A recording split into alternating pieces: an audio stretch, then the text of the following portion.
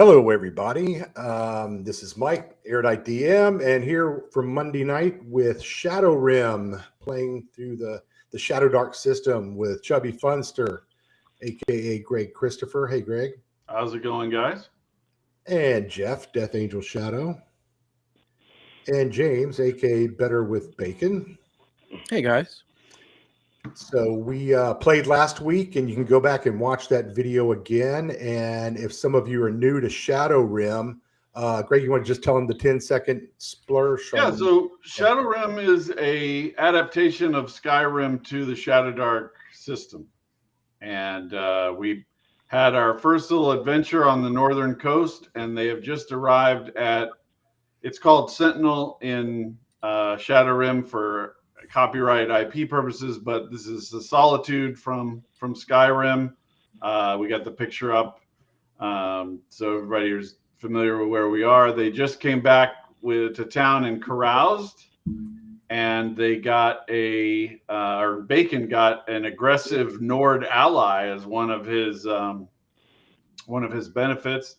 So I was going to let him just roll this guy up randomly here and fill out a character sheet real quick for him. So let's do strength, go 3d6 down the line and roll this guy out. You got it. I'm going to go ahead and load up Sophie's dice because it'll be easier for me to do that way. It totals it up easier. So 3d6 strength, that was only 2. So 12 for strength. Okay. Fill that in. That was wrong. We're going to name him Hrulf, Hrulf. That works for me. All right. So we have a 12 for strength.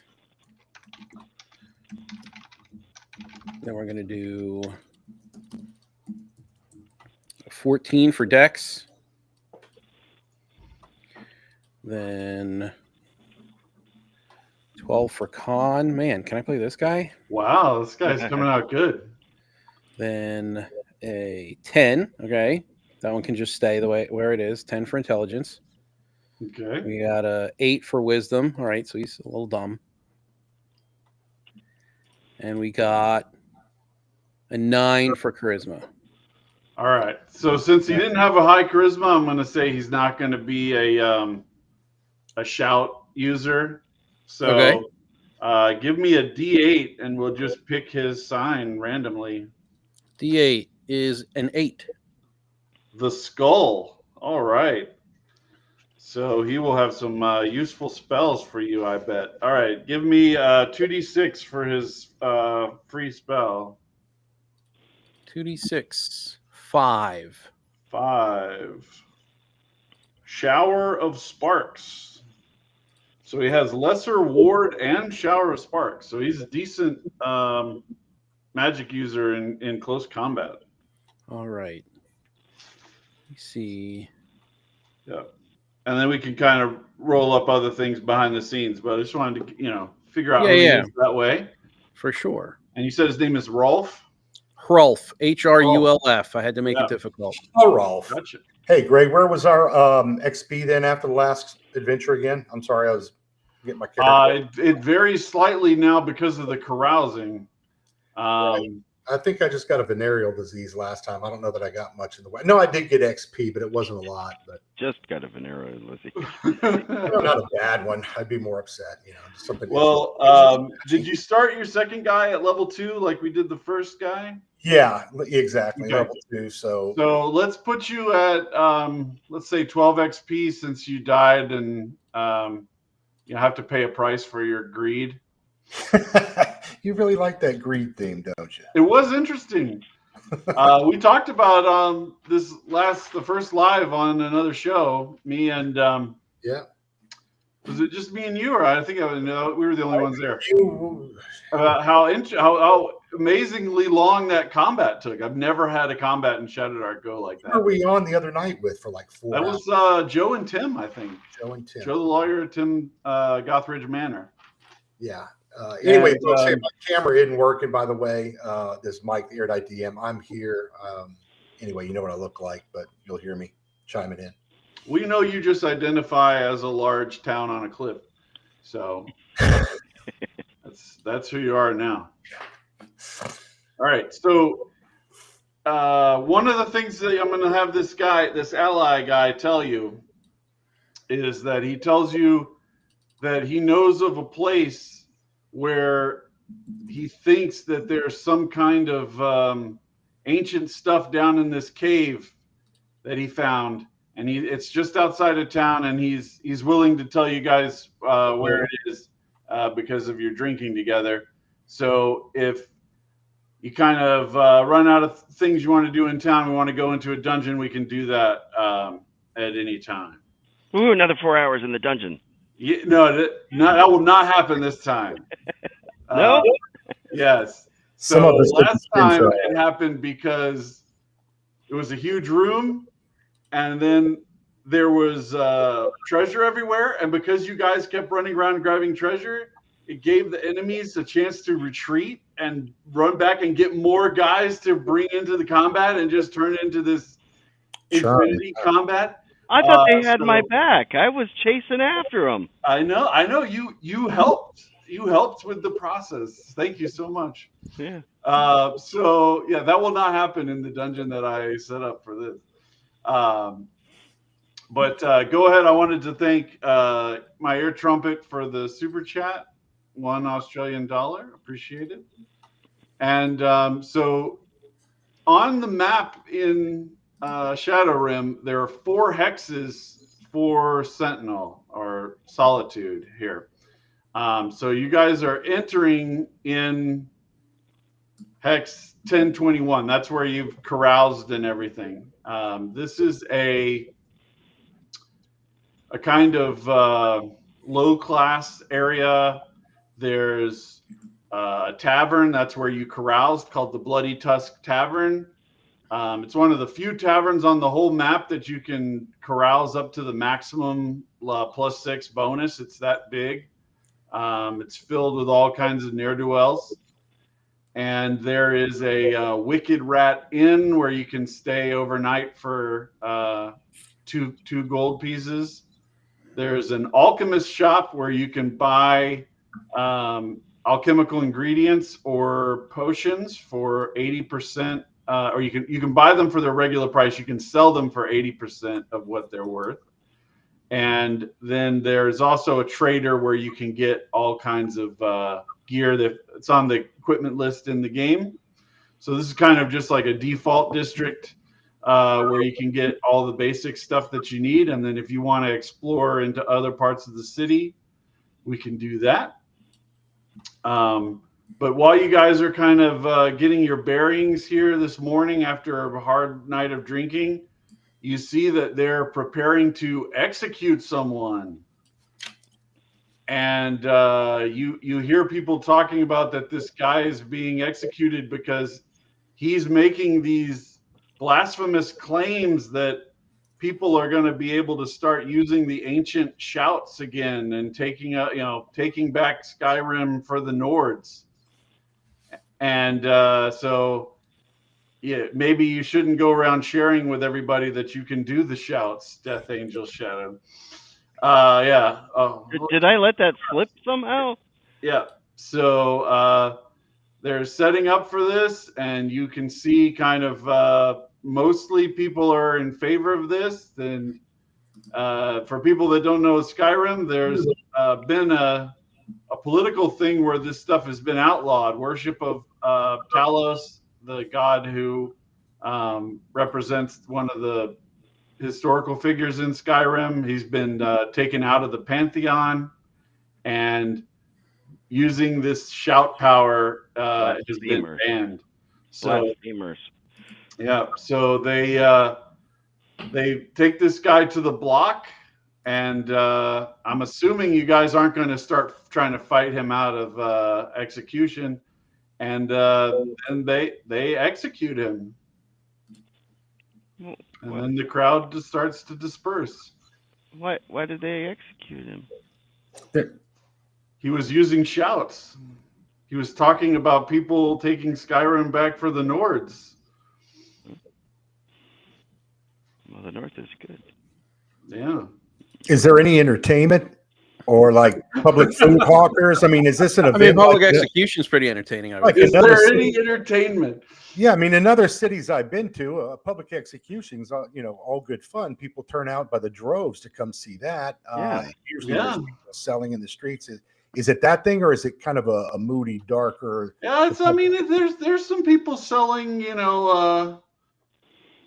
little, food items, and there's some minstrels playing song for some coin. Because I could use like some smoked eel on a stick or something if somebody's got some. Oh, well, Mike, this rat infested beggar, dirty beggar guy comes up to you. He looks horrible, and he says, "Please, can you spare a coin for a man down on his luck?" Not now, honey. I spent my last coin last night. Oh, it's too Oh, not bad. that kind of a real beggar. Does he look like a real beggar? Oh, he looks legit. Yeah. Okay. Does he smell legit? Then I throw him a shekel, a copper, or whatever the lowest coin is. It's all the same imperial coin. So, all right, you give him a coin, and he says thank you, and he runs off to buy beer immediately. Of course. What else would they do?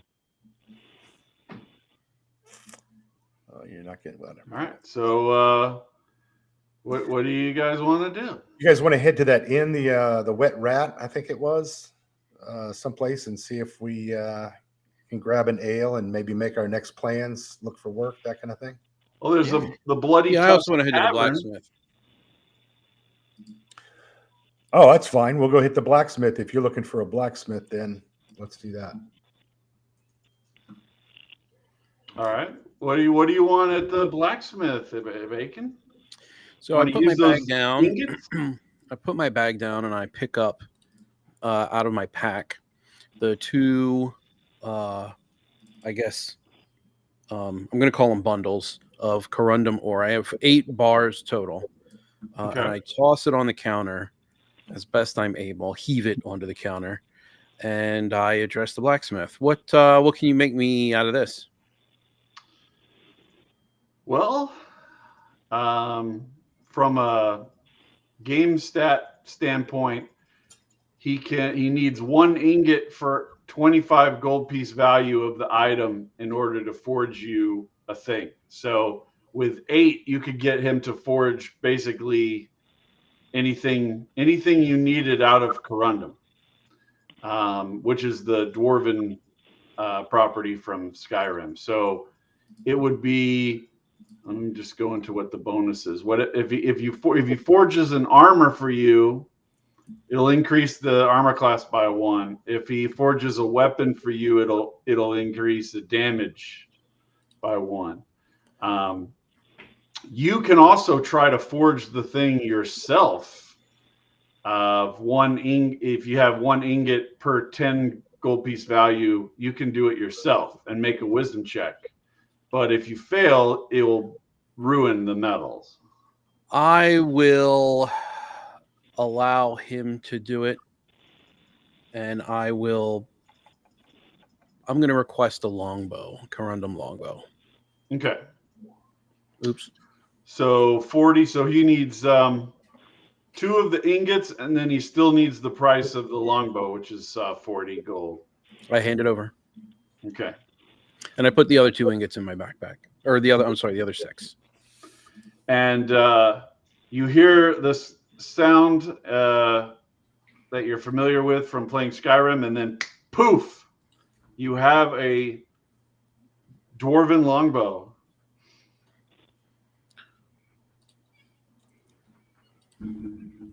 So +1 damage. Got it.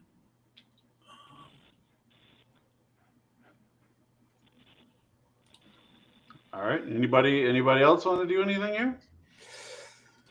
I've got a great sword, shield, dagger, blah, blah, blah. I'm still in the padded gambeson that we started with. Well, I have 6 more bars. If you want to take them, you can get something made too. I appreciate that. What might a suit of chain mail cost me? Well, chainmail is 120, so he'd need 5 of the bars and 120 gold. I think that's still out of reach.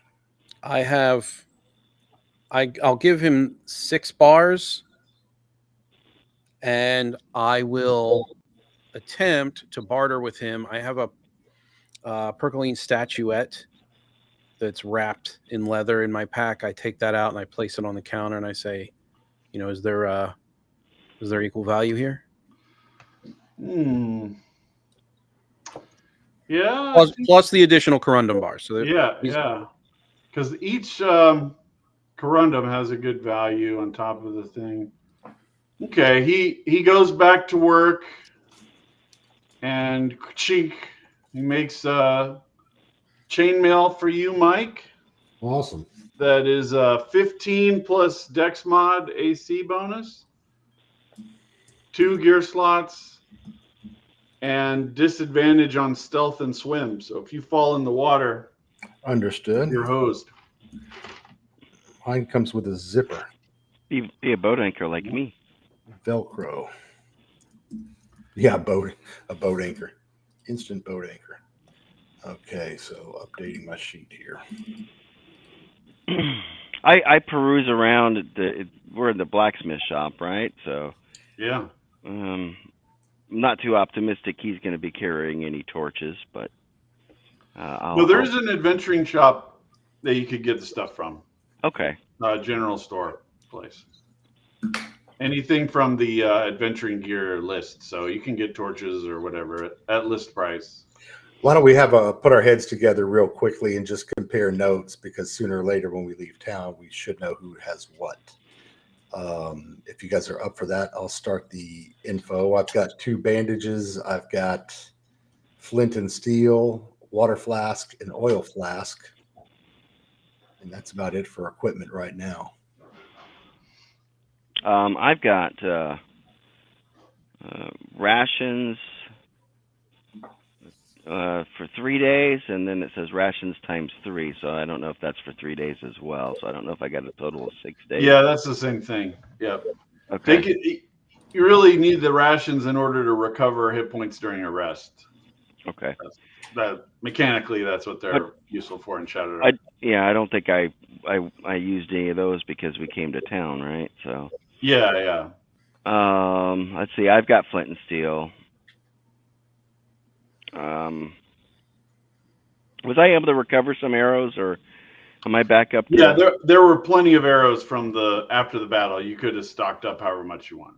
All right. My quiver only holds 20, right? So I'm going to go ahead and replenish that. I don't know if I have any place where I could have stashed any more, but I've got my longsword, ring mail. I've got a bag of caltrops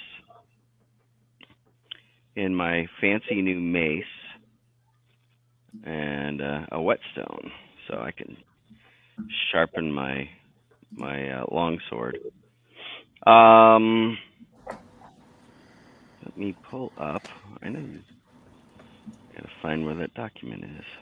I'm going to dump my flint and steel and get some rations instead, since you've got that. Okay. I've also got petty stuff that doesn't weigh anything. I don't count it for gear, but like a candle or 2 candles, chalk stick, a small bag of marbles, and a holy symbol for Davila.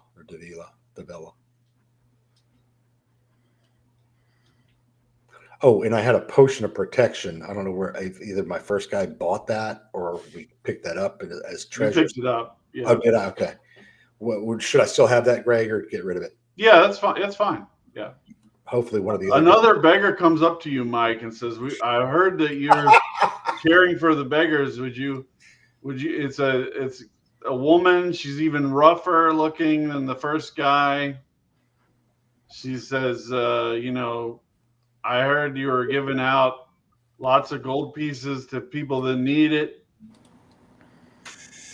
Sorry, not today, sister. I'm all out, all tapped. Okay. She's very disappointed in you. Oh, well, that's a shame. I give her a quick blessing and hope for the best for her and gently send her on her way. Okay.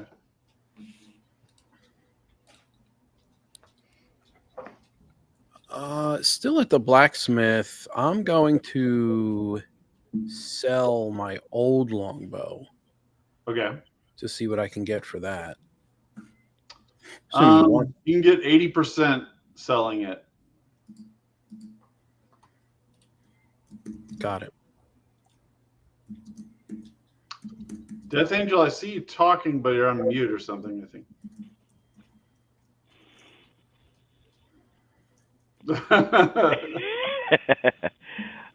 I was looking for the price of torches in the book here, but I'm guessing I need to pull up the gold. Shadow Dark.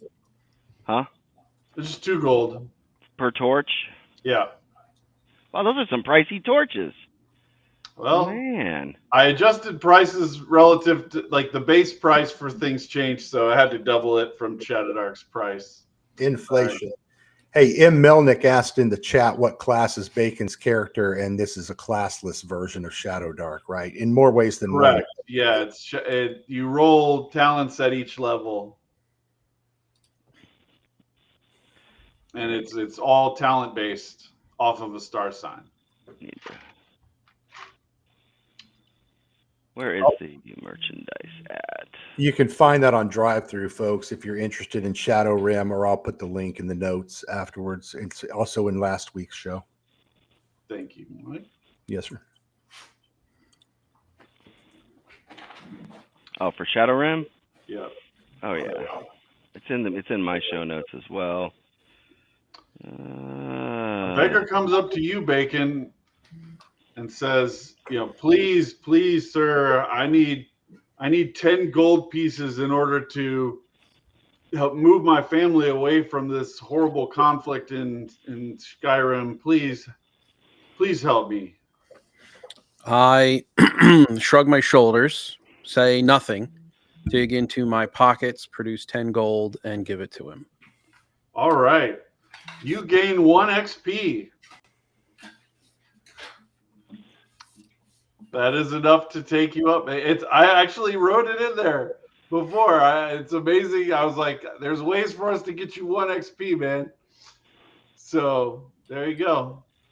Suck up. All right. So let's level up then. Yeah. Let me get my dice out. And I'm going to roll 2d6 on the eye. Let me find the eye. Where'd you go, eye? I just had it here. All right.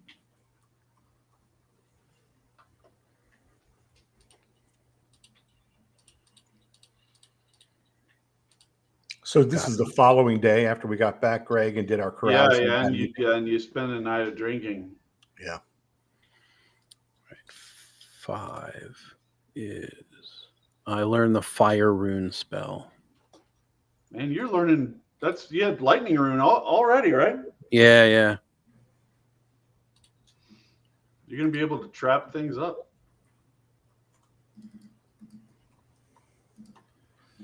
All right, so you guys want to head out deeper into the city, or question for my compatriots: do we have any healing capabilities if anyone sustains any damage in our travels? I don't. There was a healing potion that got dropped in the dungeon last time, but I think I drank that. Yeah, I didn't get it, and I died. That's right. So I don't know if we would have enough money. Of course, I had to borrow money from what was his name? Rolf. I had to borrow from Rolf for chainmail. So I don't know if we have any money to buy a potion. Probably certainly not a scroll of healing. Well, there's we'd work our way to one of the temples and see if we might get some blessing bestowed on us by one of the priests there. Yeah, there's regeneration potions that you can get for 75 gold. And let me see which potion. Yeah, regeneration is restores health over a period of rounds in the same way that it works in Skyrim. Since there's fewer kind of hit points, I didn't add a potion that just straight brings back hit points, but I do throw them out as treasure. But 75 gold for regeneration potion is way less than the price of a healing potion in Shadowdark. So Is this the same town where we started our adventure from last time, where we possibly picked up our hireling that got whacked also yes, in the dungeon? yes. Maybe we should, do we know anything about him? Do you have any family that we know of or anything like that? Yeah, you find out that he was actually one of the sons of the local Jarl. Uh-oh. He was like the fifth or sixth son that was not going to inherit. So you said 2 gold pieces for a torch, huh? Yeah. Wow. See, Jeff went all Joe the lawyer on you, and you lost him. He's in his shopping spree here. He's missing this. Yeah.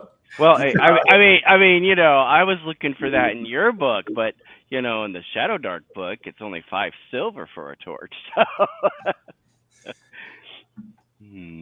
how much would a lantern be? It's in the adventuring gear sections on page 66. Page 66. So lantern is There we go. 20 Okay. gold for a standard lantern, and then there's a beacon for 35 that has a beam.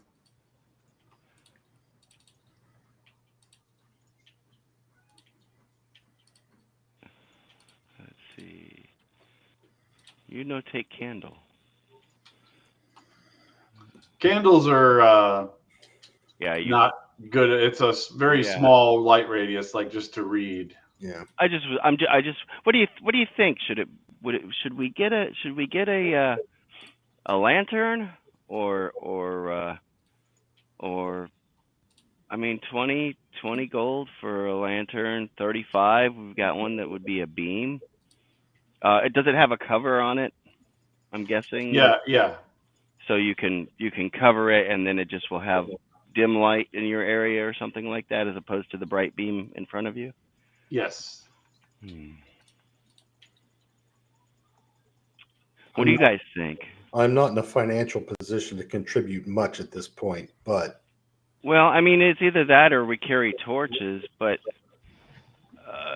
you know, each. I didn't see the torch. Where's the torch at? I turn to my companion and I clap him on the back and I say, Rolf, what do you think?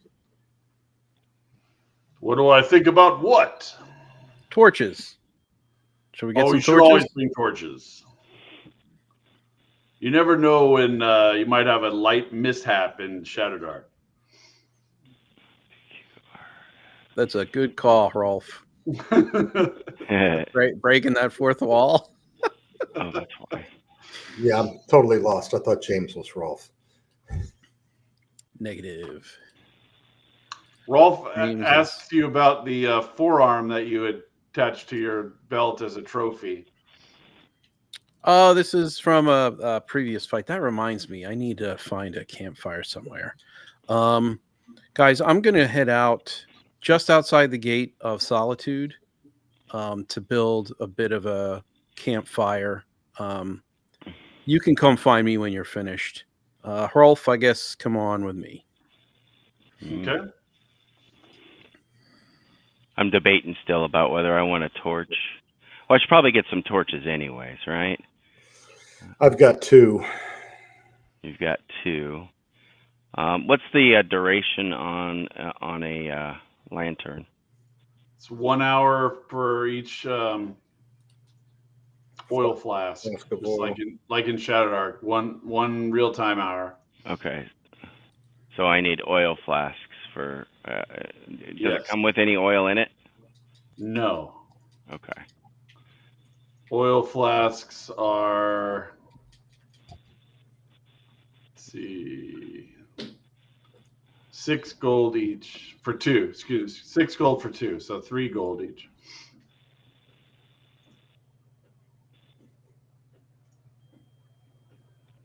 So what are you doing out your while these guys are conducting business? Do I'm what? sorry, you broke up there. Sorry, Greg. What's who doing? What's Bacon doing out by his campfire? You pixelated on us. Yeah, you're artifacting really bad. Is the kid playing his Can you hear me Xbox? now? Mm-hmm. I guess my video is taking up my bandwidth. Oh, What do you think? Should we should we go? Should I spring for a Sure. Lantern. yeah? It's a regular one or the beam? The regular one is It's a cheap. regular one. The regular one's fine. Okay. can you hear me now, guys? Yeah. Yes, much better. Yeah. So Yeah, Bacon, sorry. what are you doing out by the campfire? Oh, I'm building a campfire. I will take the limb that I severed from the previous dungeon and spit roast it over the campfire. And I will also toss those 2 toes in to get nice and charred. I wouldn't want these to rot while I'm carrying them around raw, so Okay. I will cook them. And let me get some oil. Rolf is very interested in what you're doing. He's like, is this some kind of wood elf magic? No, it's not wood elf magic. It is wood elf, but it is not wood elf magic.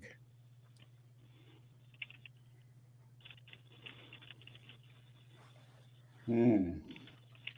You are a mysterious elf. Cooking body parts.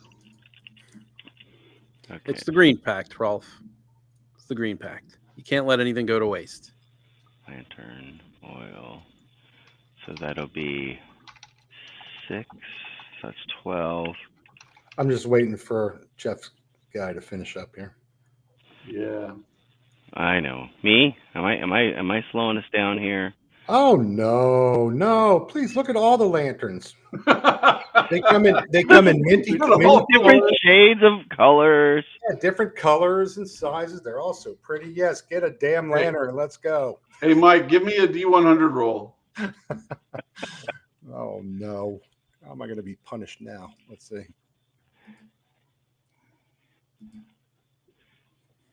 All right. Wow, I don't know if that's good or bad.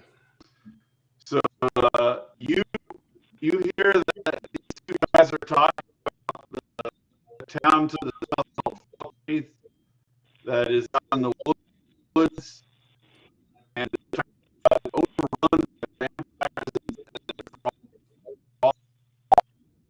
and people are. I heard something about vampires, but that was it. Oh Lord! Everything else is pretty Still severely breaking up? artifacted. No, Yeah, still. You were there for a Now minute. you're okay. Yeah, All And you right, so disappeared. I rolled the D100, and then what happened? can you hear me? Yes. Okay, all right. So in Fall Creek to the south, in the woods, there's been vampires attacking the town with hordes of thralls, and it's been a lot of people have been killed. All right. Fall Creek is a village south of Solitude. Yeah, it's on the southern part of the map. ShadowRim's supposed to be hex crawl. There's a lot of ways to move around the map pretty quickly with like fast travel type stuff where like you pay for a carriage like in Skyrim and you can go somewhere. Because I wanted people to be able to move around a lot faster than in like a normal D&D hex crawl. Mm-hmm. So you could head down there for another set. I don't have anything prepped right now, but I just rolled off the rumor table while you were sitting around waiting for this shopping expedition to get wrapped up. Are we all done, Jeff? Want to head outside the? Yeah. I'm pushing my cart around. All right. No, I'm stocked up now at this point. I got light covered, and just in case, it can always be used for something else. Excellent. Okay. All right, so I guess we'll work our way back to the city gate and walk outside along the road there and look and see if we can find a fire where our friends are. All right. Bacon, your body parts are nice and crispy now. Excellent. I take them from the spit and I re-tie them around my belt. The toes can just go into a pouch around my waist. Oh, I thought he was going to eat them. I thought for sure those were going to be jalapeno poppers or something. I mean, I am, but I don't need to eat them right now. I just don't want them to go bad. It's hard being a cannibal wood elf. I get it. Yeah. Got to find it where you can. All right. So Hex 1022 is the docks wharf side part of the town. And Hex 921 is the fortress, and there's a big temple to one of the gods in the. You have to go check it out. I'll tell you more. But there's a big temple and a fortress up there. If you guys want to explore that, or we could go to you could go down in a dungeon. Like we said, Rolf knows a place. Rolf does know a place. Is there any interest in pursuing this vampire rumor to the south for some? Are we ready for vampires? No. So I think. What do you think about the fortress, the temples and the fortress? I think that's probably a more prudent option. I doubt there'll be a temple to my god. No, your guy is actually banned. Yeah. All right. So as you're heading up here, there's this big gate to go into the fortress, and you come up to that. There's a couple of guards, but they don't stop you. It's in the middle of the day, and when you get in, there is a big military barracks and a cathedral-looking temple. Did you want to go to the temple? Yeah, Sure. Let's do it. We ask on the street on the way over, just anyone passing by the temple and the god or the deity or deities that are worshipped at that temple. Well, it's a temple of Janus, which is the kind of Zeus type god, the god of judgment, and there's niches in the temple for all of the nine. They have there's 9 gods in this pantheon. There's niches there for them, but the one for Talos is smashed up and destroyed because he's banned. So there's. Let me switch it over to the cathedral. All right, so you can see like at the end, there's all these niches, and the one for Talos is smashed. And there's some priests walking around, and citizens in spiritual crisis looking for help. And you could probably sit quietly here and eavesdrop on people if you want. Well, that try sounds to fun. Pick I'll up some do news. exactly that. Yeah. After instructing Rolf to get down, please. And I also offer him one of the toes from my pocket so that he's not so bored just kind of sitting there hanging out, waiting for stuff to happen. Okay, well, he's perplexed why you handed him the toe, and he just sits there looking at it like a little kid with a fidget toy. I look at him silently and I go, Oh, no, thank you. I don't like elf food. I take it back, put it in my pouch. Okay. Yeah. Give me another D100 there, Bacon. I'll do it this way. Thank God, 88. 88. All right, you hear a rumor that in Windhelm, the city to the east, that there are dark elf refugees from some kind of disaster in their province that have been moving in, and they're stealing and killing people at night and slowly kind of taking over the city. These people are very worried about that. I relay the information to my compatriots. Night elf thieves. Dark elves, Dark elves. thieves, and murderers. It sounds like. Brigands and ne'er-do-wells. That's right. I can't say I care for the plight of the Skyrim locals, but I will follow the lead wherever it goes. Hrolf seems maybe a little agitated at the news, but he keeps silent. Okay. There's you also hear some people talking about there's an attached monastery where people are studying in seclusion, but it's closed off. You have to be a member to get in.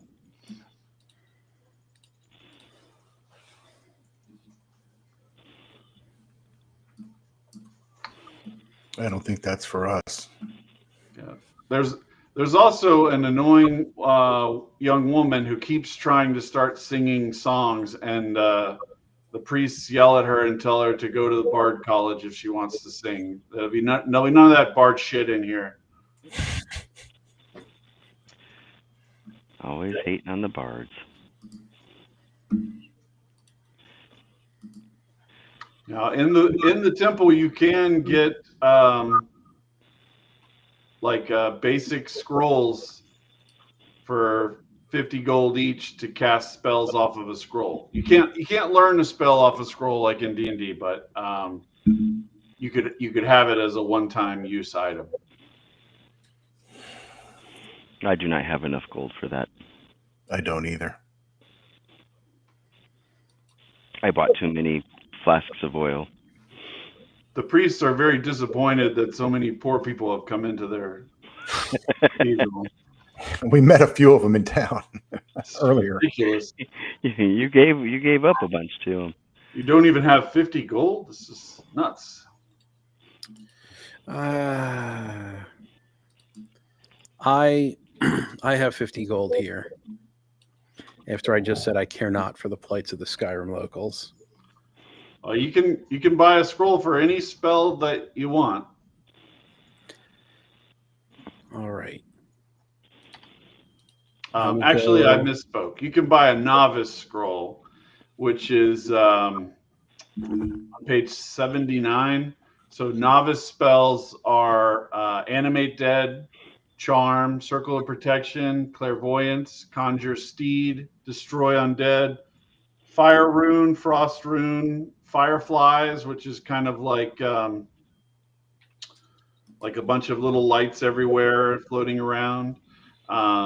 Harmony, Healing, Lesser Ward, Levitation, Lightning Rune, Shield of the Dead, Telekinesis, Whirlwind, Wrath. Let's just do healing. I'll just go with healing. The healing one would probably be the Play it better safe. choice. Yeah. Makes sense. And healing as a spell is let me get you how many dice here so you can just go ahead and write that down. Any apothecaries or anything around? There was an alchemist shop in the first hex when you guys first came in. No. Well, it's too late now. Looks like it's 2d6. I got it. Yeah, 2d6. I won't go back. I promise.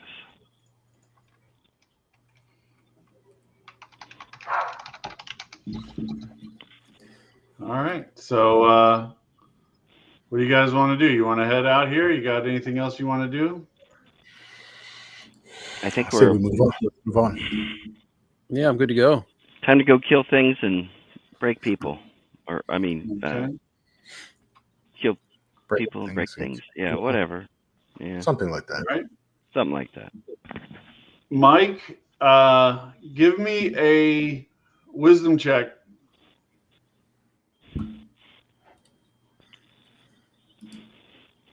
The DC 12. All right.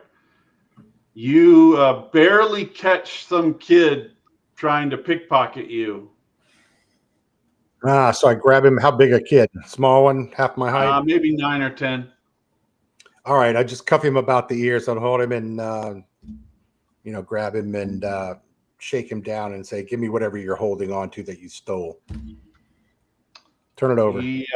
He has 12 gold pieces on him, but he insists that those are his rightful property. Okay, so I'll walk him up to the front of the temple we just left. And is there a guard or anybody out front? Yeah, you're right next to the fortress. Yeah. All right, so I'll lead him and say, "Hey, here's one of your local foot pads here is trying to pick pockets right outside the temple. These were the 12 gold pieces were in his pocket. I'll leave He's it to you. to the dungeons with this trash. And he takes the kid and he throws him in the clink. Okay. All right, ready to move on.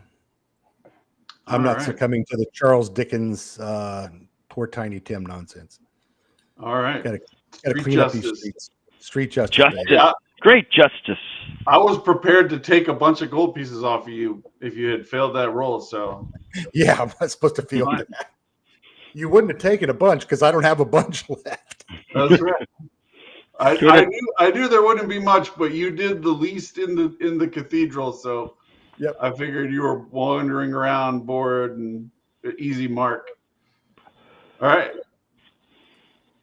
So what do you guys want to do? You want to head into a different hex here? You want to go into some place here? You haven't been inside the fortress. You haven't been in. You've been in the temple. You can't get in the monastery.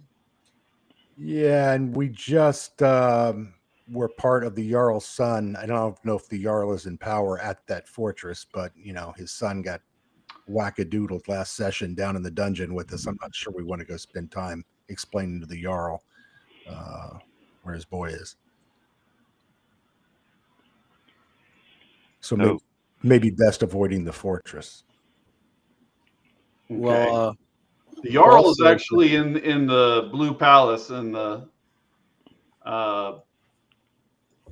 I'm on the wrong page here. In 922. Okay. The fortress is a imperial military operation. Are they possibly doing any hiring for some mercs? Yeah, you want to go up and check it out? Mm-hmm. Yes. All right.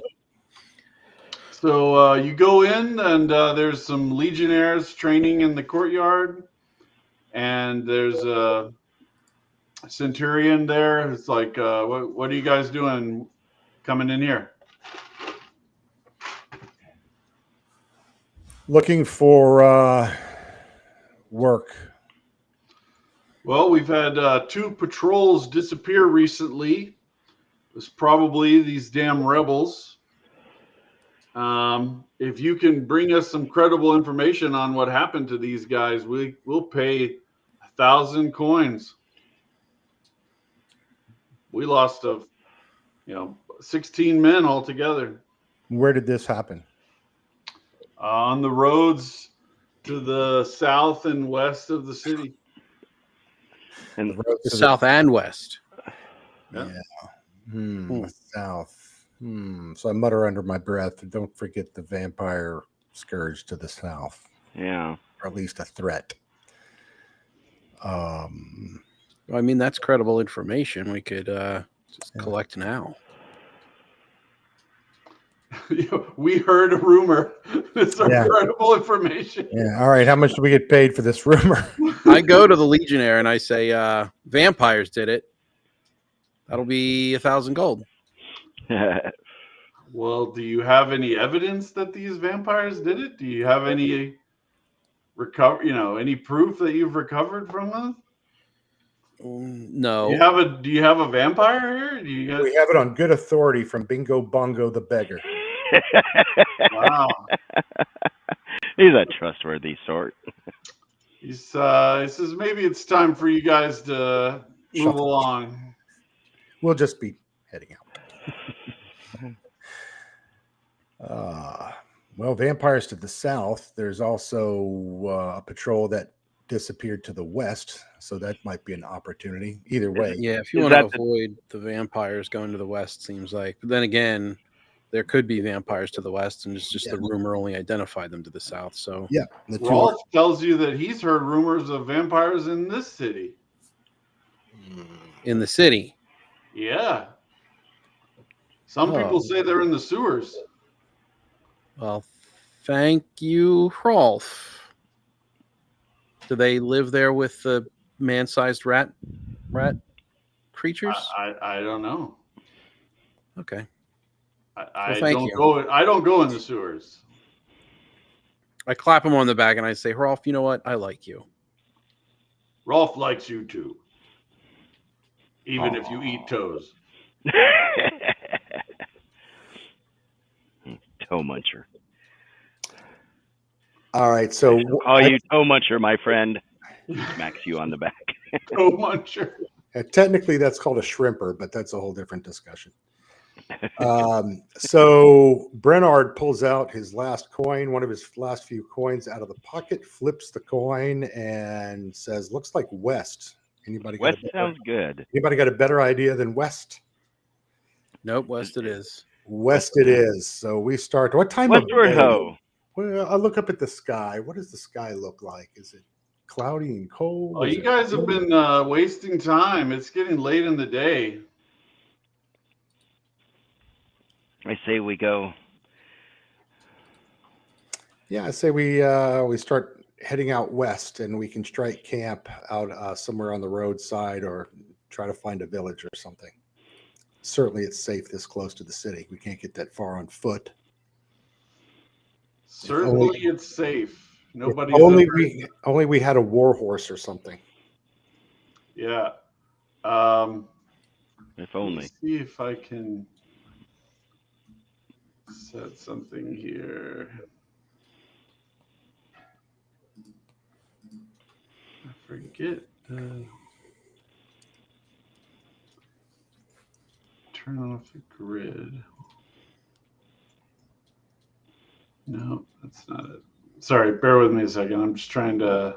No worries.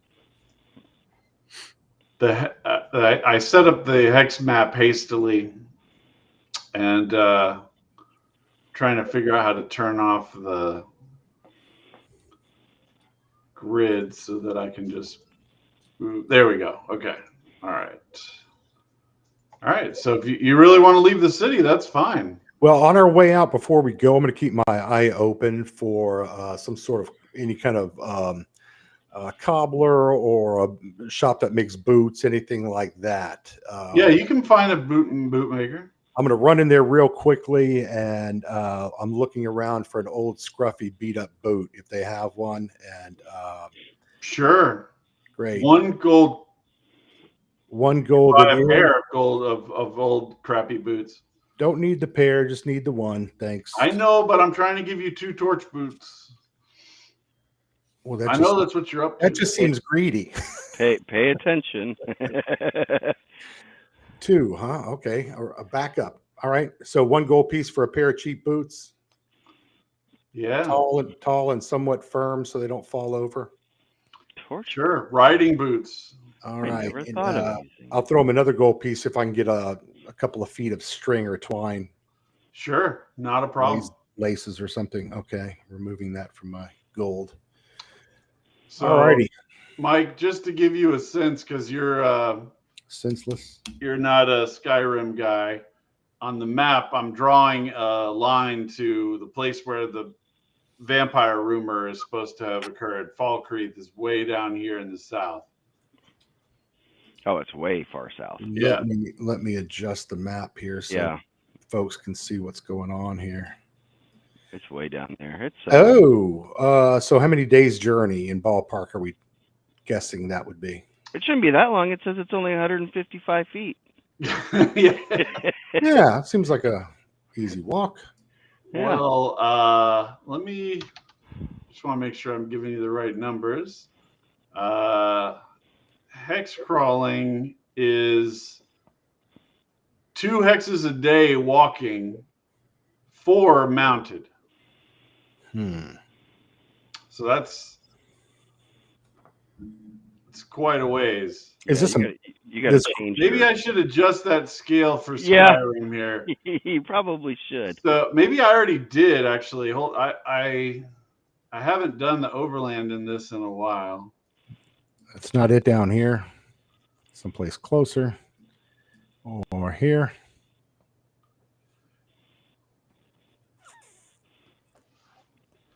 Yeah, it's still. I'll cut it in half, so we'll do it for 2 hours for one hex of walking. So it could take you basically like a day to get to Dragon's Bridge. I didn't want it to be super fast like Skyrim travel, where you can run you could run 10 miles no problem in 20 minutes. Greg, is this lighter gray area these mountains, I assume? Those are plains. Plains, okay. There's a key on the side of the map. I'll have to scroll way out and everybody's looking here. That's okay. No problem. So this is here, I'll explain since we got so this area over here is a marsh with lake like little small lakes. This river going down this way. This is a plain as you head back to the south. There's a mountainous ridge that's to the north of the city going along here between the tundra and the city. And then if you follow the river to the west, it starts to get into canyon lands.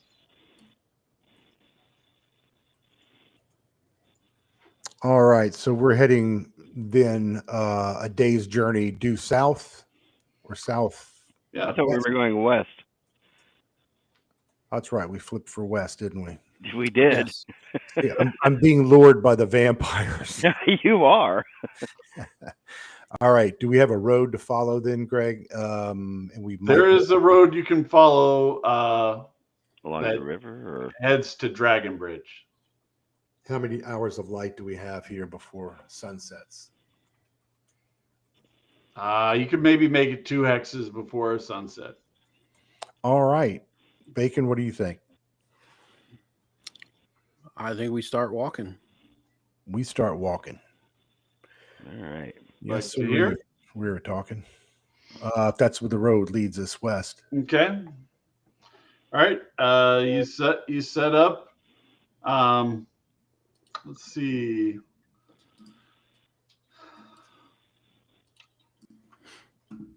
Give me a D6 roll, Mike. See how well you are leading the party here. Oh, I am all over it. Watch this. Look at that, right down the All middle. right. You find a nice little clearing. You set up some tents. You camp out. All right, so Bernard kind of strolls around the campsite. The fire's getting up, and he's got his hands on his chest there and kind of puffing it out. And he's like, "What do you think, gentlemen? Pretty nice navigation, huh? Found us a good spot for the evening. Who's going to take the first watch?" I can do first watch. Okay. All right, so Hold on a second. I was just checking something. we'll sleep in our duds, obviously, in case anything occurs Okay. near the road or off it. You make it through the night with no incidents. Nice and peaceful. All right. Very nice. I feel refreshed. So, do we feel we're heading along the road here in the right direction then, looking for troubles? We need to find someone to quiz and find out what happened or if they know any information about these soldiers on this patrol that disappeared. Well, if you start heading west, you can see that this hex here at 1217 is a mill. So we smell smoke or we see smoke? Yeah, it's a sawmill. They're cutting timber, and they, see you come up here. There's 3 soldiers that are here, and they're sitting around debating whether they should start drinking before noon or after noon. I like the cut of their jib. So we introduce ourselves as coming from the city, and that we're looking for information for the Legionnaires back at the fortress about a missing patrol or any threats along this road that might be harassing the troops in the area. Well, we've had a lot of people, talk about they saw this or they saw that. All I know is anytime patrols head up into the north here along this ridge, they get attacked. They get stalked by magical forces. It's very dangerous up there. I know one of the patrols went missing up in those woods in So to the north of us here. So with I all lean into the rest of the group and I lower my voice to avoid the individual in front of us hearing, and I say they have trouble to the south, west, and north. I'm starting to think this is just a bad location. it's in all directions, and I noticed they're not out patrolling the dangerous area. They're here with the miller and so forth. So we ask them that we're going to go possibly reconnoiter the ridge and look for information. Is there any chance one or two of them might accompany us just for security? I don't think so. We've got our orders here, buddy. And I suppose that's protecting the mill. Yeah, I mean, I assume timber is important, Sure. Yeah. Sure. Need it to make torches. Yes. Is there any path up to the ridge? Or He gives you directions to a goat path that heads up towards this way. 10-15. He says there's a pond up there that he thinks that there's some kind of evil magics up in that pond. All right. So I thank him, and we step aside back to the edge of the road, and I lean over to my companions and I say, what if we walk up that way, set up camp tonight, and then one of us waits off in the darkness in the woods to in case we're ambushed or in case we're attacked, and then we can launch our own ambush, specifically with spells or magic, like I wish we had all the characters' names someplace. I'm sorry, but Bacon's character, Fangorel. yeah, Fangorel. Bacon, I saw your question in the private chat. You can't cast it on an arrow, but you could cast it on like an object on the ground as like a trap. So if somebody was sneaking up on you and stepped on it, it would go off. Got it. Thank you. Jeff, what's your character's name again? Mine? Yes. I gotta find his name again. It's like Arguin, something like that. Angari. Angari. That was close. We'll just call him Death Angel. That's all. Yeah, spell it real quickly. Sorry. Angari. Yes. Angari. Yep. Angari. He's Angie now. Okay, thank you. Angie. Do you have a list? Hrulf is spelled Hrulf. You pronounce the H. Yeah, you got that one. Does he play the piano and have floppy ears? Sounds very Nordic. Negative. All right, so we have all that set. What do you think? Angie, Rolf, Fangirl? Angie. That sound like a plan? We head up to the ridge, set up camp, but we sleep with one eye open and anticipating an ambush. So we're going to be, around 11, 16? Is that where we're going? Yeah, well, we're going uphill up that ridge, so we may not even get that far. It depends on the goat path and how tough the goat path is. Yeah, let's go. Yeah. I'm going to suggest I'll take the point so we have a march order. So if we're attacked on that narrow, small, I'm guess, winding path, we know who's in the back to run to support and help. Me, since I'll be at the front. So somebody be ready to run and support and help. All right. Please. Yeah, I can stay ready. All right, so you're headed for 10:15, right? We are. And let us know day and time. Yeah, so the sun's going down. You get up there and you see that there is like a little pond that's kind of hidden in the hills, And as you approach the pond, you see that there are two Nord hunters, looks like probably, that are cleaning some deer kills that they've had, and they're making a big bloody mess everywhere. And one of them says, "Hey, we should head over to that over there on the island. There's a little island on this pond. I heard that there's hidden treasure over there." And they're that's what they're talking about. You want to approach them, or you want to just watch? Do we actually see the pond from where we are? Yeah, you could see where it is. It has a little island in the middle of it. I scan the bank of the pond, our side, to see if there's a small skiff or any kind of boat that we could get into to head over. You see a couple of big logs that you could probably use to float a little bit, but no skiff. How deep does the water appear to be in the pond? It appears to be brownish green depth. well, that narrows it down. Especially in new chainmail. That's right. Yeah.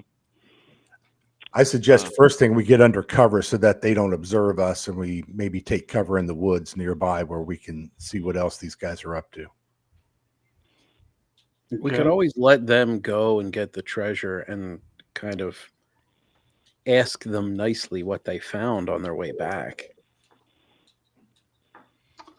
So they swim across to the island, and as soon as they kind of step up onto the island, you hear this loud buzzing noise, and they're being attacked by bees, and they start screaming and running and jump back into the water, swim back across.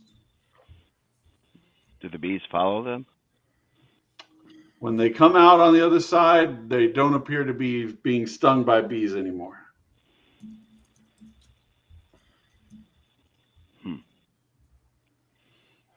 I'm allergic to bees. I step out of the cover and I approach them. I say, "Hey, find anything good over there?" We didn't even get up the bank before we were attacked by bees. I saw something moving in the bushes that looked like some kind of magical thing. I don't know what it was.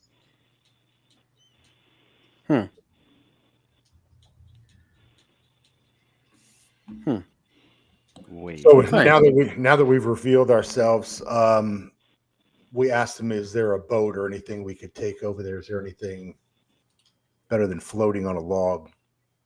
He looks at you. He's like, "Don't you think I would have used the boat if I had a boat?" I mean, well, you just stripped down naked and swam across that instant death muck into a bunch of flying. I didn't strip down naked. I'm still wearing my tunic.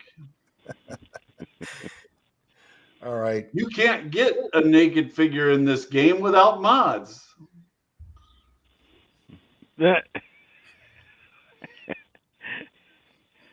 Break that fourth wall. That's right. A giant wicker man on the island. That's pretty funny. The comments. At least it wasn't a smoke monster.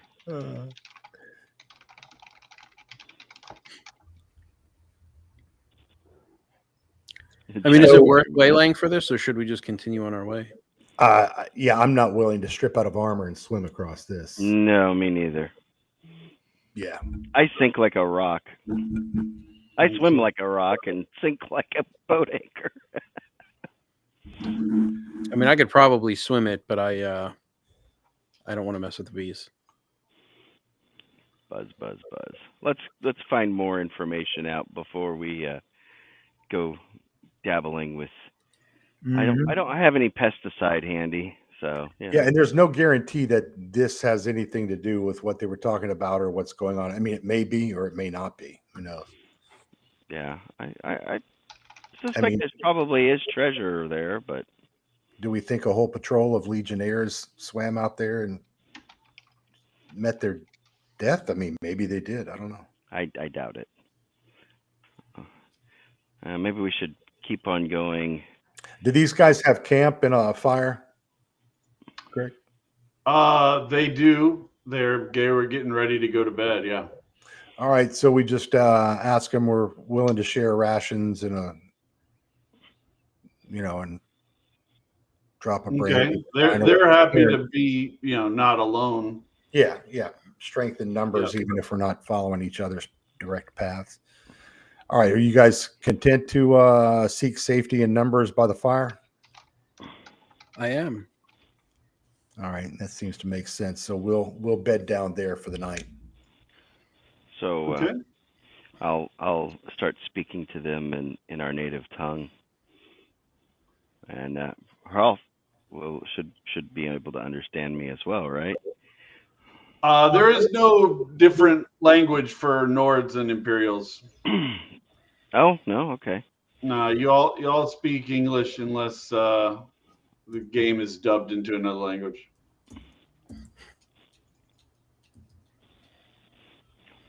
Well, I was gonna. What do you want to talk to them about? Well, I was gonna talk to them about how the hunting is, and in this area, and I might push it into the subject area of strange magics and rumors of just try and work them casually into getting more information, and try and find out if maybe they've seen some of these patrols that have passed through one way and just never be heard again. Just kind of. Well, they said that there is some weird cave with like a fortress in it that is inhabited by undead, and they know where it is, and they indicate out here in Hex 914 the directions. They said, we just don't go over that way.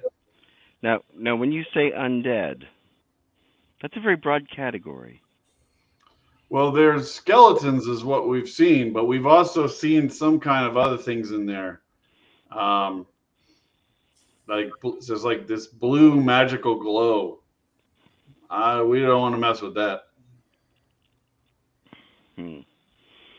Okay, interesting. Blue magical glow. Does that sound anything like anything that I would know?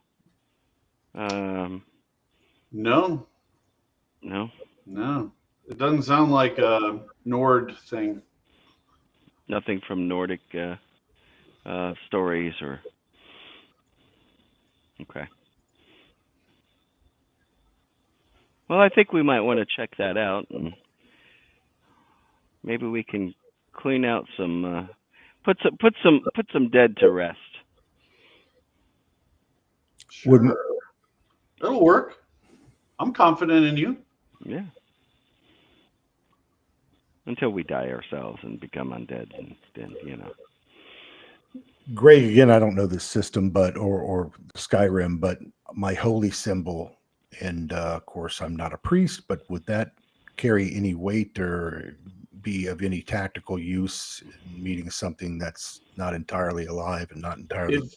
If you brandish your holy symbol, I'll give you a AC bonus against one, but that is all that it's good for. Okay. And maces are the mace is the best. Yeah, the mace is the best holy symbol of all. Smash. Okay. All right, Bacon. What are you thinking we do in the morning when we break camp? I think we're already headed in this direction. I think we head on over toward the undead and see what we can do about clearing it out. It is unnatural.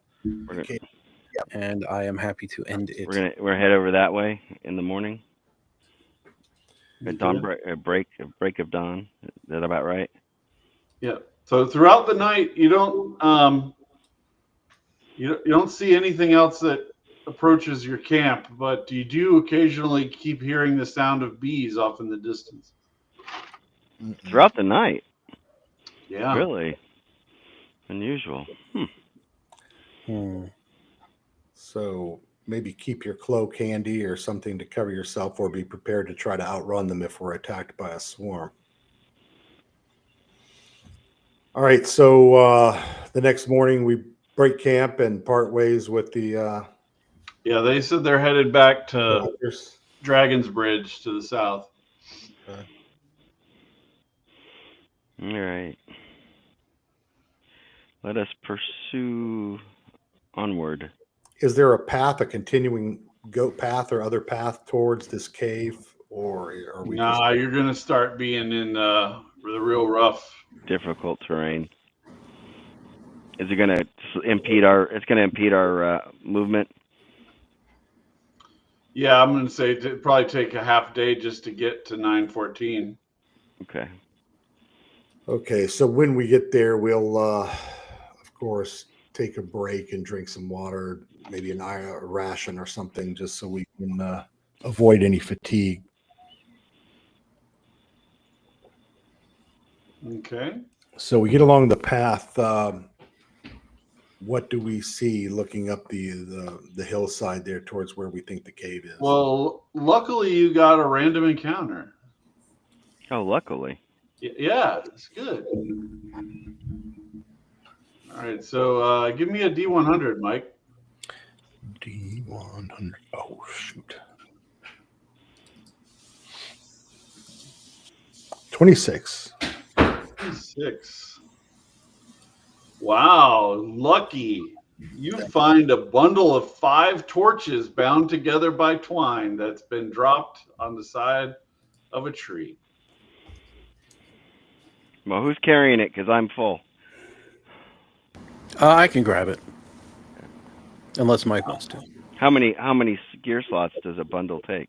Yeah, I don't have the gear slots for it, unfortunately. If they're bound together, I'll let you have it count as 1 gear slot.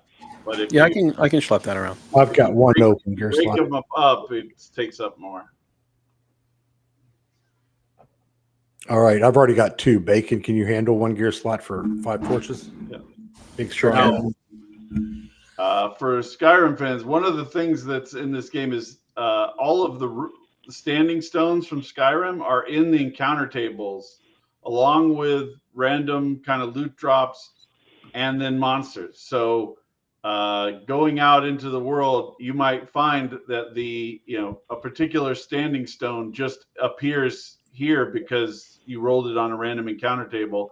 And then from then on, you have to remember where it is. So it's random every time where the stuff is. You can't just go to a place where you know from the game where it is. So it's pretty kind of fresh every time. What are you changing about Bernard? I'm updating the tokens, so it's just a head and a thing. Sorry, there's no way for me to do it off screen. No worries. I was just curious. How embarrassing. All right. So you kind of creep up into this and in the woods, following the descriptions of that guy, you find this cave and you can hear a chanting sound coming from outside of it, just a soft sound of some kind of chant. It's being echoing out of the cave. It's being made from inside. Female voices, male voices, co-ed. What are we hearing? You're not close enough yet to know that. All right, how far are we? You got to go in. Oh, inside, down into the cave. Yeah. Bacon, who do you think? Oh, sorry, not Bacon. Fingro, who do you think should carry the torch? Let's ask Rolf. Are you Yes.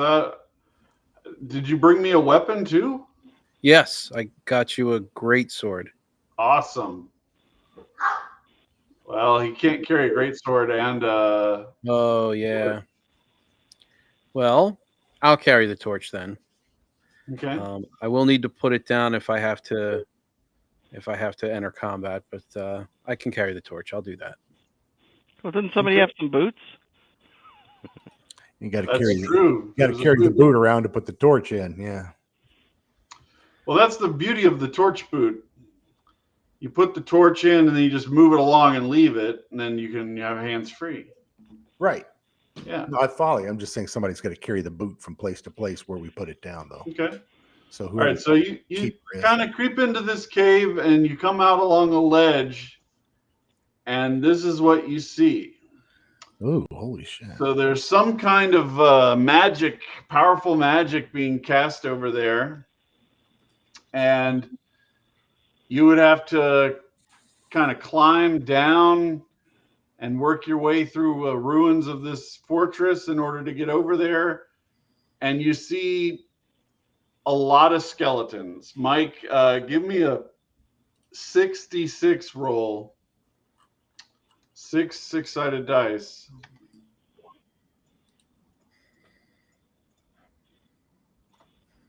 There you go. Adds up to 20. Yeah, so you see 20 skeletons down there wandering around. And you hear the sound of some kind of powerful chanting magic being done in there. Seems pretty powerful. Does it look like there's any path or any other way we could skirt around the skeleton's attention, possibly to find an entrance in? Give me a wisdom. First, see DC 12.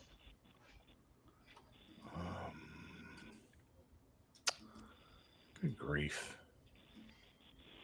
Having roll 20 problem here.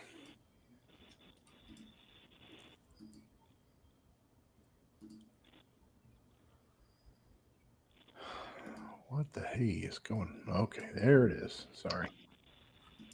Bring up your character sheet.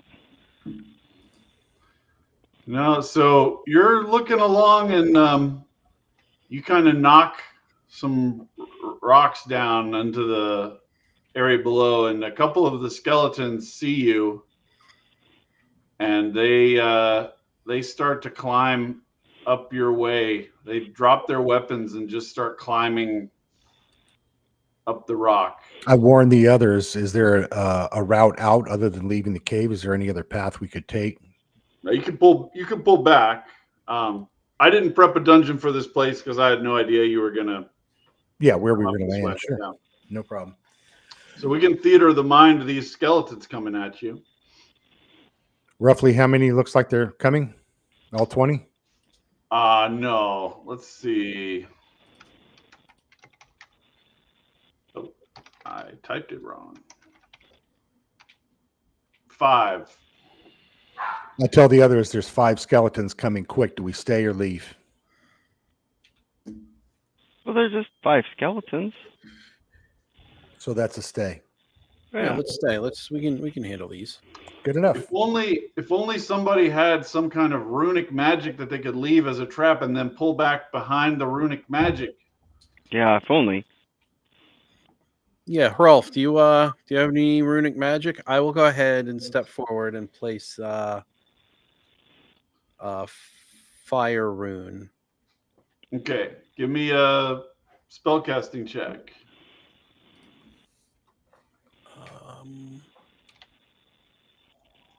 I'll just do it that way.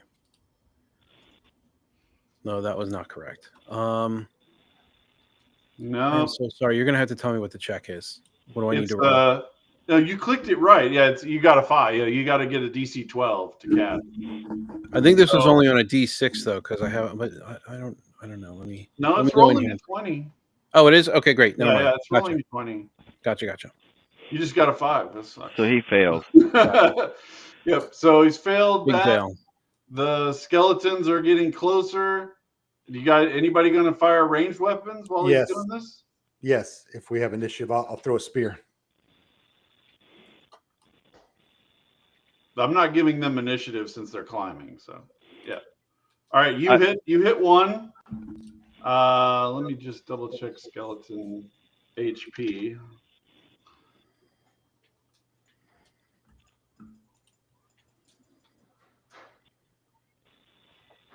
All right, you hit one, but he's still coming. Okay, I draw my sword and tell whoever, I think it was Fangirl, to put the torch in the boot so he can draw weapons. We'll need his blade as well. I think I comply. I put the torch into the boot, and then I will try to set up a lightning rune rather than a fire in this time. See if that Okay. fares any better. Wow. Do you have luck tokens? I don't remember if you had any that came over. I do not. I spent one last game, and I Did didn't we get get it more at the beginning of this day? I tell you what, I will go back and retcon that I gave you one for cooking the cannibal meat because okay. I mean you're committing to quite a tough interpretation of wood elf behavior. Yes. So I'll say that you got a luck token for that. All right, let's blow that here then. Whoa. All right, there we go. God wills it, man. Tough. Okay. So, Death Angel, do you have any? You want to shoot arrows here? I can try. I certainly can. Do I have a good aim at any of them? I was giving you guys a kind of a +2 in my mind because of the elevation. Okay. So you can take a shot at the one that Mike already hit. That'll be. All right. Let's see here.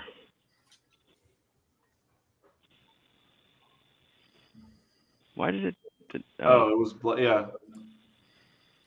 So that is not enough to hit, just barely. Ouch. Okay. So, all right, they're almost here. If you want to retreat, you can, but otherwise you're going to get attacked by these 5 skeletons real fast. Yeah, I'm gonna back up and I'm gonna switch to my mace. Now I need to get rid of the dice that are on here. Okay. All right, so let's do an initiative. And what do we roll? Was it a D10 or Right next to your name on the right. sheet. Yep. Wow, 1. what is it? Oh, It's right. I'll roll it for you real quick. There you go. You want to roll mine too? Please. Oh, he got it better than me. Didn't think he knew where the thing was. Okay. Oh. All right. So yeah, I have the sheet open on one of my screens. So Angari will have a chance to attack first, but then the skeletons are going to close the distance because we're doing the clockwise rotation for ShadowRim. Okay. Well, I'm wielding my mace right now. Okay. And is there any of them that's the closest to me? Distances are flexible, so you can choose from multiple targets. We're just going to do Theater of the Mind. All right. I'm gonna go and try and get the closest one. Good. Oh, I forgot about the insects thing about your mace. I know, and I didn't bring it up. And you didn't remind me. Yes, I should have had those bees come over. All right, so you chip away at one of the skeletons, but he's still up. These guys are pretty tough. ShadowRim skeletons are 2 hit die. So skeletons are going to go. I'm going to have one of them on each of you guys. And then this random float is going to go on one of you. So that's Mike. So Mike's got 2. What's your AC, Mike? 15. All right. So one of them hits you. They're using claw. They drop their weapons in order to climb. So they're just getting a claw attack for 1. Ooh, thank goodness. And then these are the other 3 of you. Well, before I take any hits, Bacon, an 18 on Death Angel, and a 6 on Rolf. So Death Angel, I'm assuming an 18 hits. Yeah. Yeah. Before I take damage, did we get recovered to full hit points? Yes. Okay. Yes. All right. 18 does hit. Yeah. All right, so you take 2. All right, so Mike, you're up. All right, I'm going to swing with my great sword, and that's failure. Wow. Okay, you miss. Apparently. Bacon. Rolf will go after you. All right, I'm going to swing with my longsword. She said I took 2, right? See, this is what happens when Tim doesn't play with us. Tim would be making all those rolls if he was. I want to remind you guys, I gave you a lot of chances to run away. We can't spend the whole night running away. It'd be It's literally Scooby-Doo. time for a Rolf.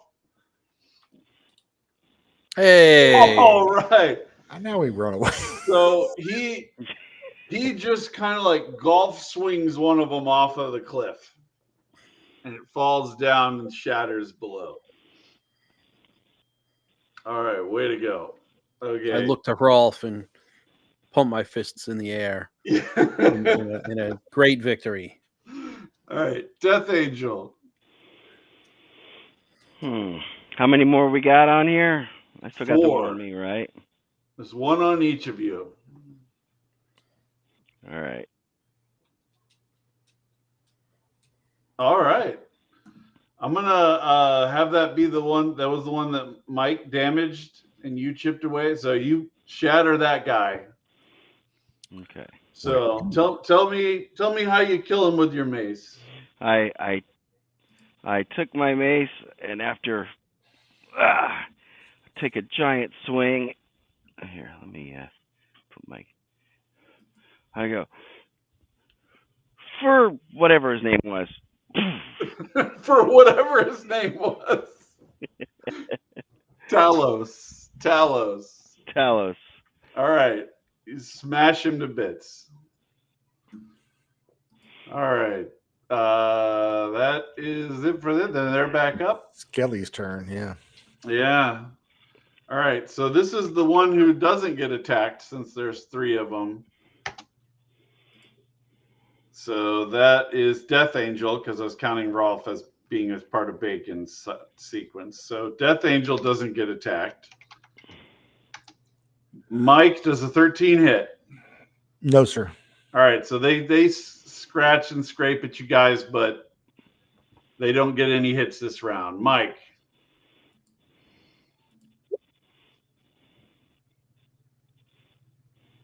Uh, 10. No, it's not enough. Bacon. Man, the rolls tonight. Oh, Rolf. Rolf Yeah, he's killing shatters it. another Rolf one. is killing it. Yeah, I'm gonna give Rolf a luck token for his incredible skeleton golf swing action. Got it. All right, Death Angel. I'm playing baseball here. All right, I'll let it take him out since it's a crit and these are low level guys. So tell me how you kill this guy. You gonna say for what's his name again? I take this and I say, we're aiming for the bleachers. Bam! All right. Take my mace and knock him down. Knock his head off, right up through his ribs, and knock his head, and it goes sailing. Okay. All right. You got home run. Got, 2 of them are left. Did I get a home run? Let me see. Who gets attacked? Death Angel and Mike. And misses again. Wow, these skeletons have just as bad rolls as you guys. Thank God. All right, Mike.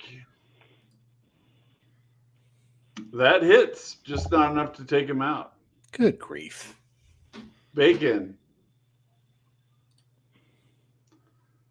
Or more, it's saying he's chipping away at that guy, but he doesn't go down yet. Rolf.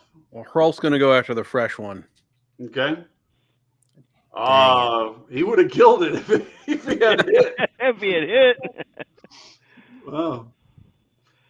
Do you want to use his luck token, or are you going to keep it? Yeah, let's go ahead and use the luck token. All right, he chips away. It wasn't as great of a golf swing as he had been doing.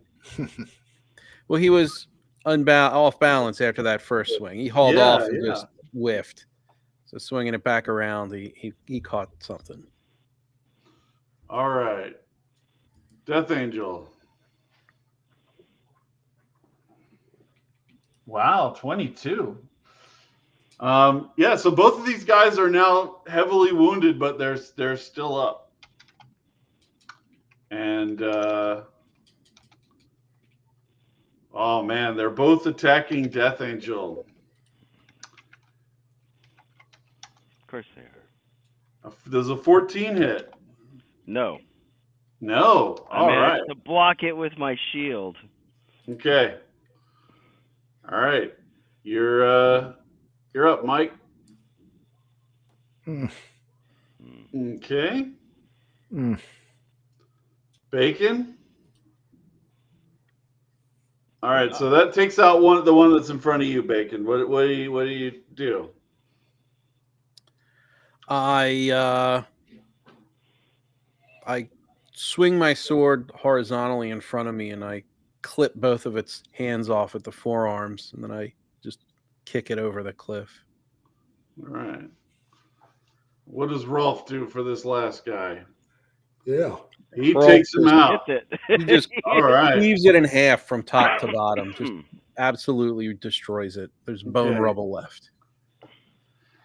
And then Rolf turns to Death Angel and he's like, I thought you had the power to shout like the old Nords. They frown on that in the city. He's like, did you forget about your shouting ability? No, I didn't want to draw the ire of whatever else might be down there. Okay. Darn, you wouldn't fall into my trap. I'm trying to be not quiet, but quiet enough. All right. So let's see. Give me 2 D100s. Who, me? Let's have Bacon do it since Rolf took most of them out. But 46 and 81. 46 and 81. All right.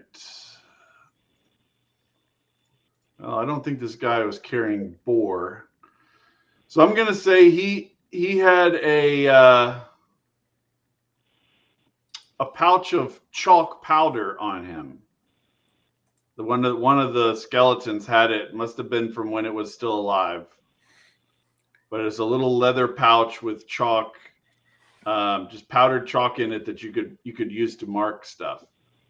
And then what was the other one? 81? Yes.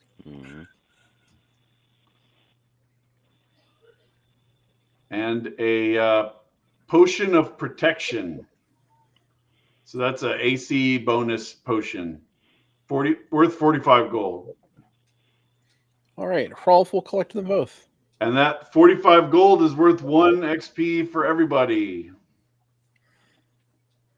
Did that level somebody? I think there was somebody else who was right at the... I'm right at the cusp, so... Yeah. So that puts me you over? At 20. Yep. All right. That's enough to get to level 3. All right. So now I reset this back down to 0? Yep.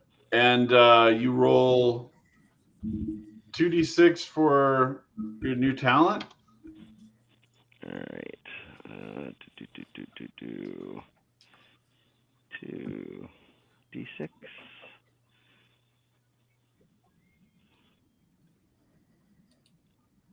So, do you want the total?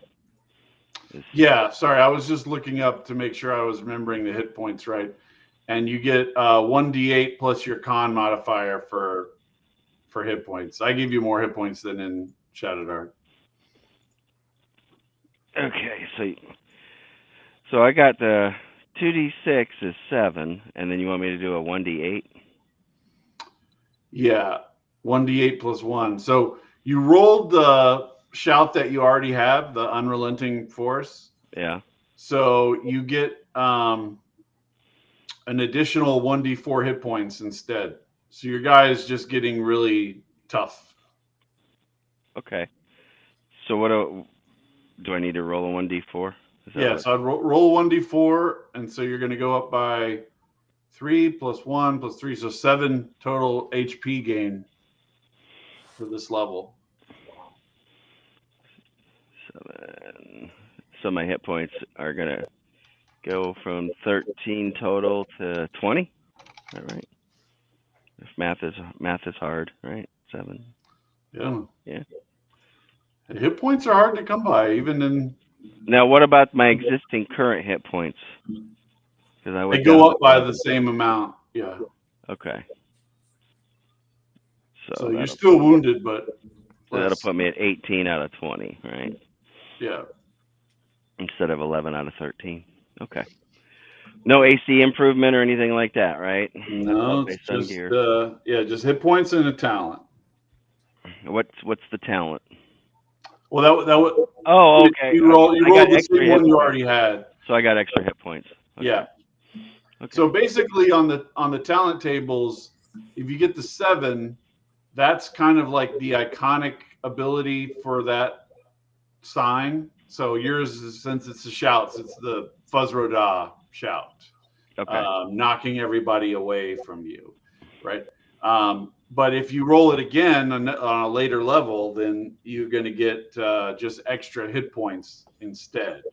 So, every time you could, if you'd rolled a 9, you would have the ability to have frost breath, like fire breath, and just breathe it on somebody to deal damage. But you rolled a 7, so you're going to get hit points instead. If you get to the point where you feel like you have tapped out a particular sign, you can switch if you go to a shrine and make an offering to the other god. But if I do that, then will I lose my shouts? Oh no, you can still do the shouts. Oh, okay.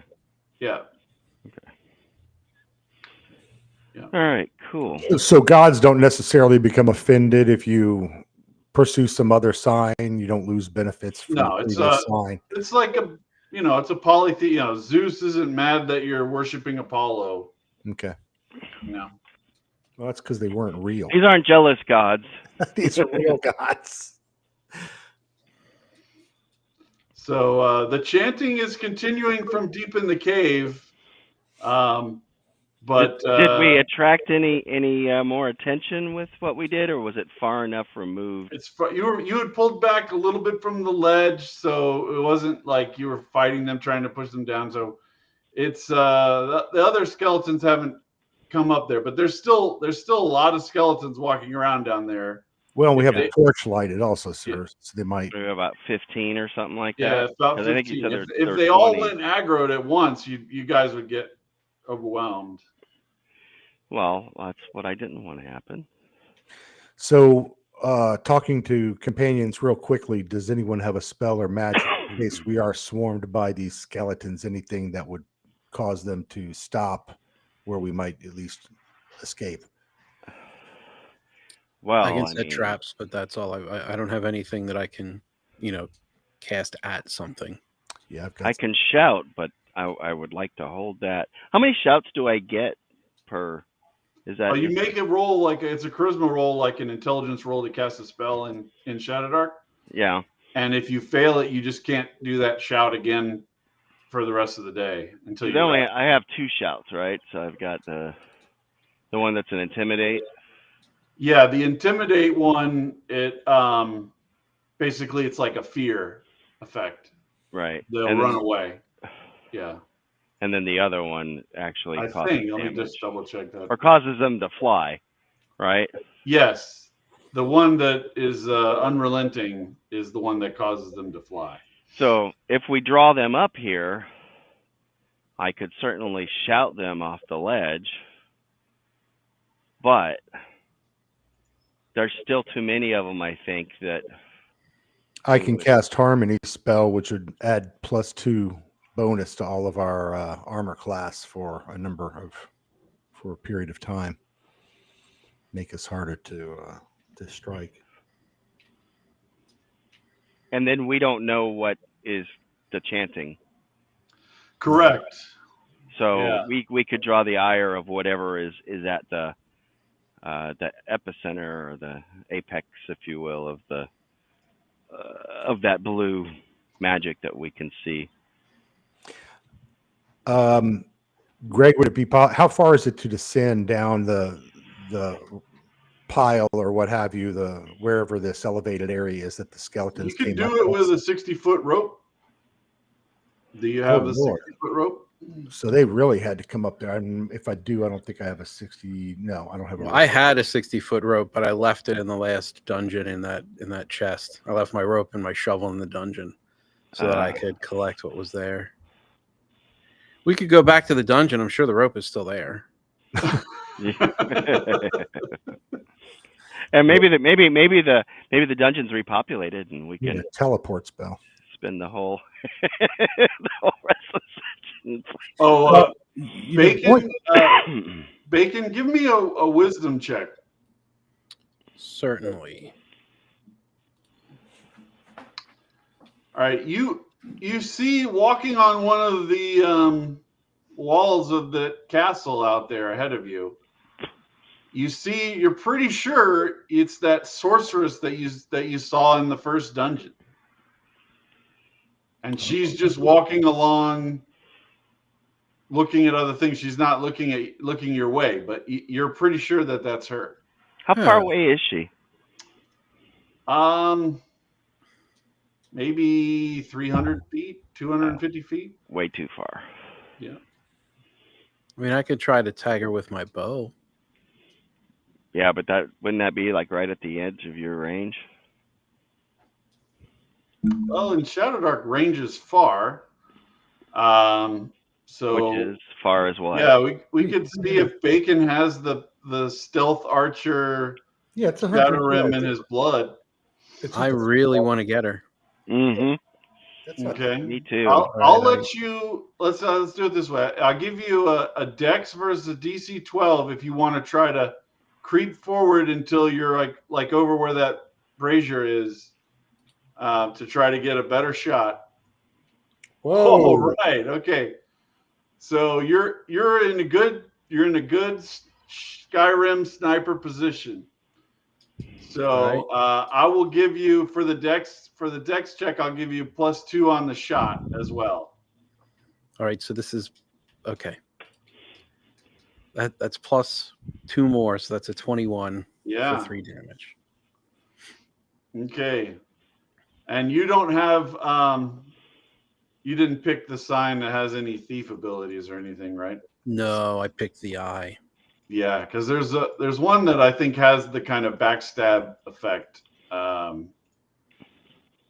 It's hard to remember everything you've written in your whole life. Let's see.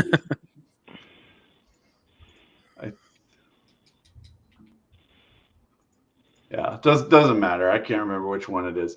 But it's kind of like the thief abilities from Shadowdark are kind of spread out on different sign talents. Like a damage increase or something. So, all right. So she's sitting there, and you, I'll say you hit her in the leg, and she's very surprised. And then before you can take a second shot, she kind of runs into one of the towers. But you get the feeling that she may be coming this way. I will lie in wait. Okay. All right. So after maybe 30 seconds or so, you see her running through the crowd of skeletons down there, coming at you. You can tell she's headed. It looks like maybe she knows some way up the cliff. She doesn't look like she's headed to climb it. Let's wait for her to reveal how maybe we could scale this cliff without a rope. Okay.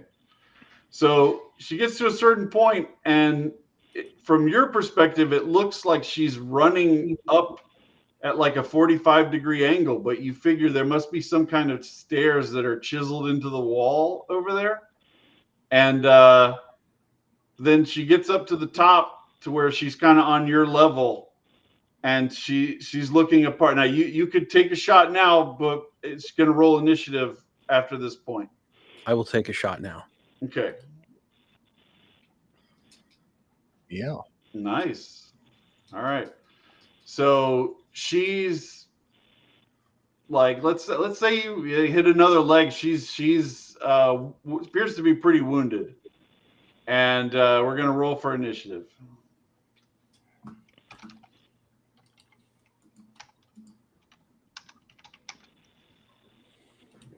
Oh man, she got 4. All right. So Death Angel, I have you up.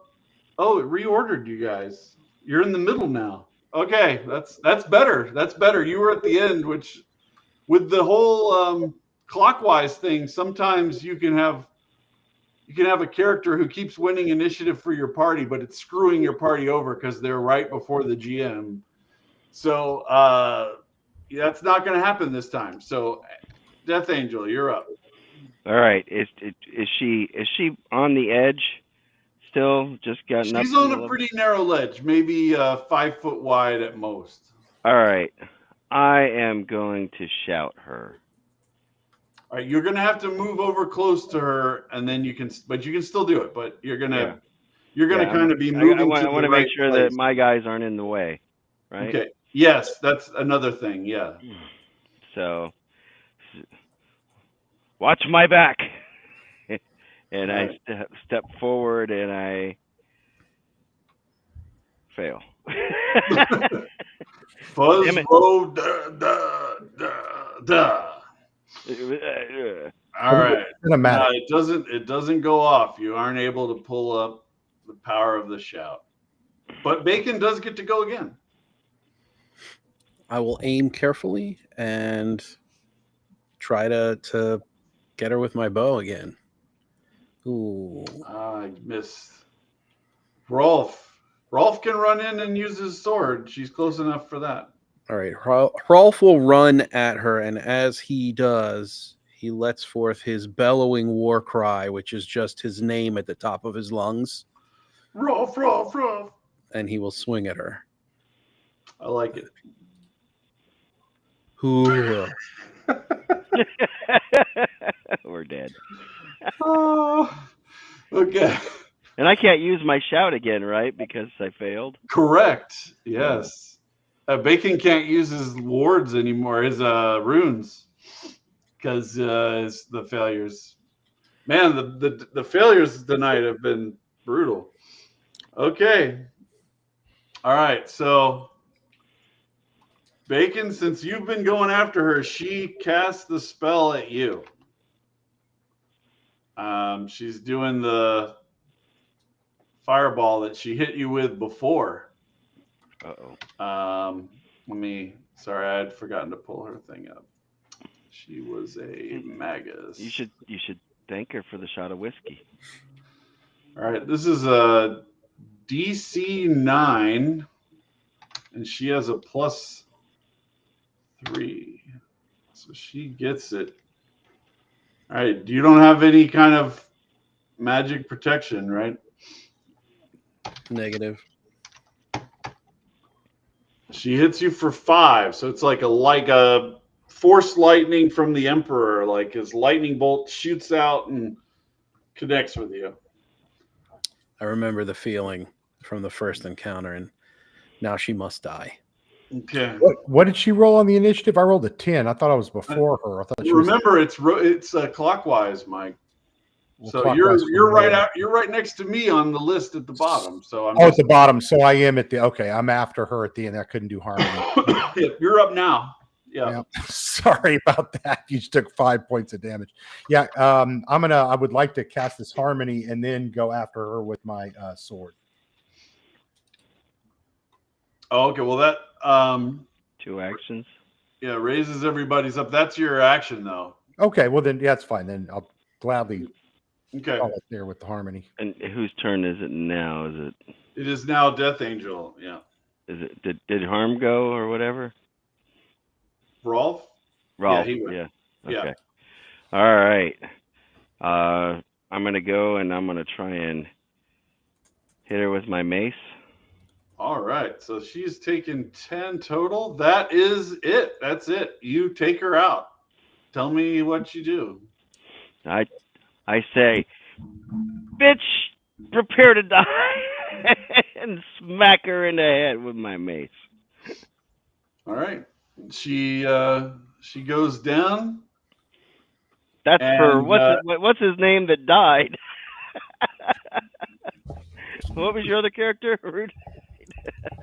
Oh, my guy? Hell, I don't remember. yeah, I don't even remember that guy's that name. That guy, his name, whatever his name was. My first guy. That's for my first guy. That was the first guy you killed. Yeah. So you're standing over her dead body and you see a whole swarm of skeletons forming up at the bottom of the cliff. At least it's not bees. Yeah, it could be worse, right? Probably 10 to 12 of them are starting to climb up at the base. Great. Are there rocks, stones, anything we can roll down at them? Play bowling balls here? Dead bodies. Yeah, you could probably push. There's in order to do damage, you need to be making a strength check for me. So give me a strength check versus DC 12 to push a large enough boulder. Before I do, you're asking me? Is it my turn, or are we all doing it, or what? We're kind of not in combat technically. Okay. Let's. So you're pushing, but you're not strong enough to push over a boulder. Damn it. Does anybody else want to try to push a boulder? Oh. Negative, not me. Remember, your armor classes are all 2 points higher right now. All right. So here, let me try. And Gary did. Yeah. You take out 2 of them with a boulder. Awesome. All right. And they're making good time up the cliff. So that leaves what, 13 of them left? Not all of them are coming up the cliff, but you think probably about 8 to 10. It's hard for you to tell. Well, if we move to the edge of the cliff, we'll at least have advantage when they're trying to climb up to strike them on that first swing. Yep. Guess, I would hope. Yep. These. All of the above.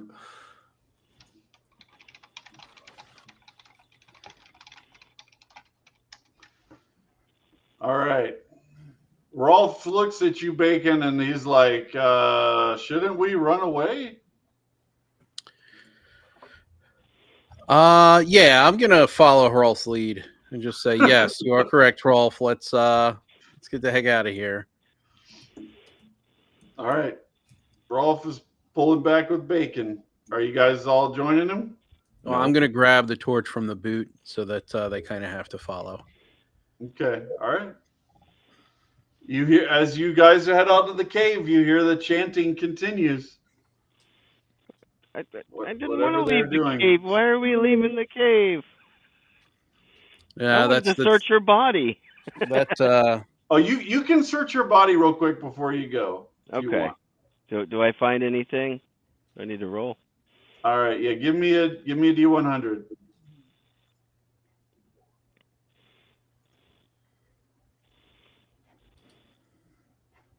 Did you roll it? 70. Okay.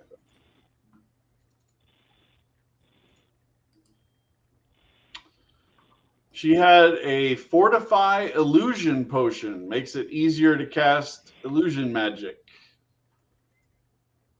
And it's worth 40 gold pieces. So that is another 1 XP. Oh, I got another XP? Yep. All right. Is that going to take a gear slot? It does, yeah.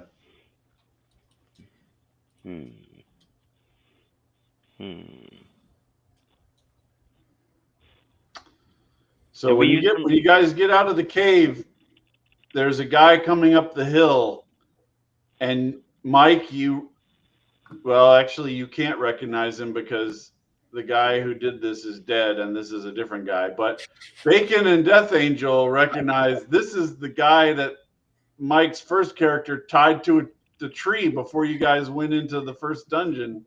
Ask him if he still has my manacles. And yeah, he's There's a surprised deposit of to those. see you guys.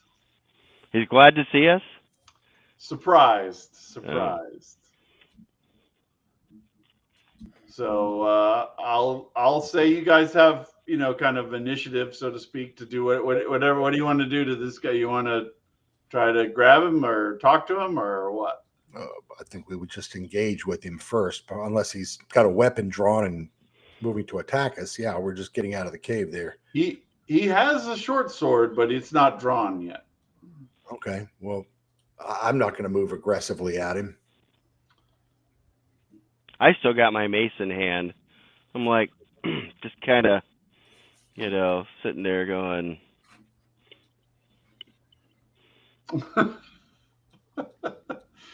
All right. So You we're look still familiar, friend. we're still moving away from the cave entrance. We probably want to tell him that there's a small herd of skeletons inside the cavern, in that dark cavern full of magic. Well, remember, he was kind of outside the cave that had this sorceress in it before. Yep, Hmm. could be on the payroll. Yeah,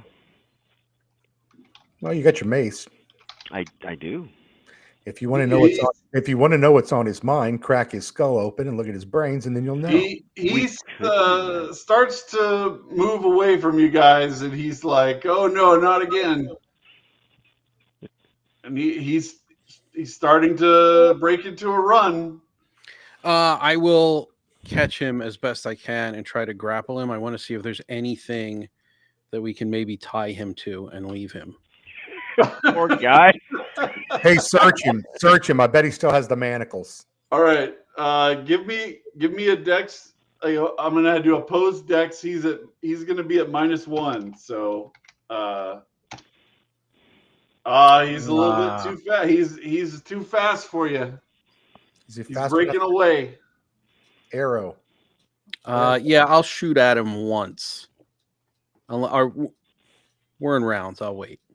Yeah, you can take a shot, and then I'll be a surprise round, and then we'll roll an initiative. But all right.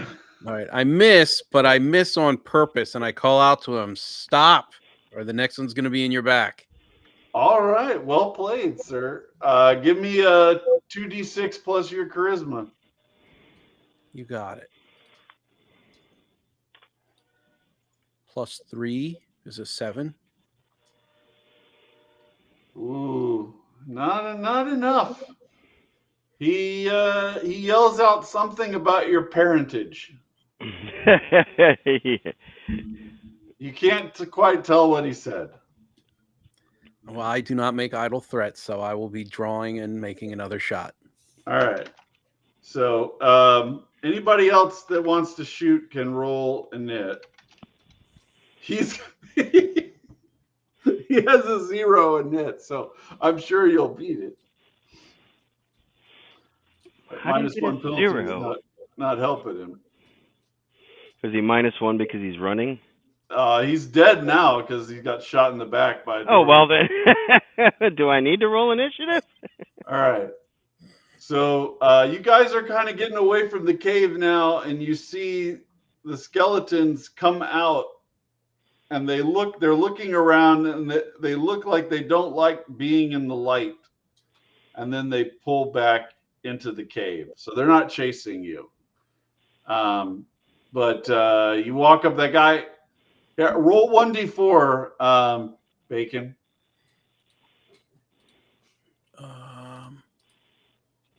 1d4. 1. All right, so he's bleeding out. He's got a death timer of 1. So if you want to save him, you could try, but you got 1 round. Well, I got that scroll of healing, so I can just. Do you want to waste it on him, though? Yeah. Good question. Yes. Yes, you do. Yes, I do. Okay. This is what I'm doing. All right. Give me the 2d6 to heal him. All right, he's back up. He can't believe that you healed him. He's like, "What is this even happening? What's going on?" Can I We use just my want to charm? talk, man. We just want to talk. All right. You do notice that he is carrying manacles. Yeah, you know the drill. Put them on. He's got manacles and a short sword. And let's say, let's see, 9 gold pieces in his pockets.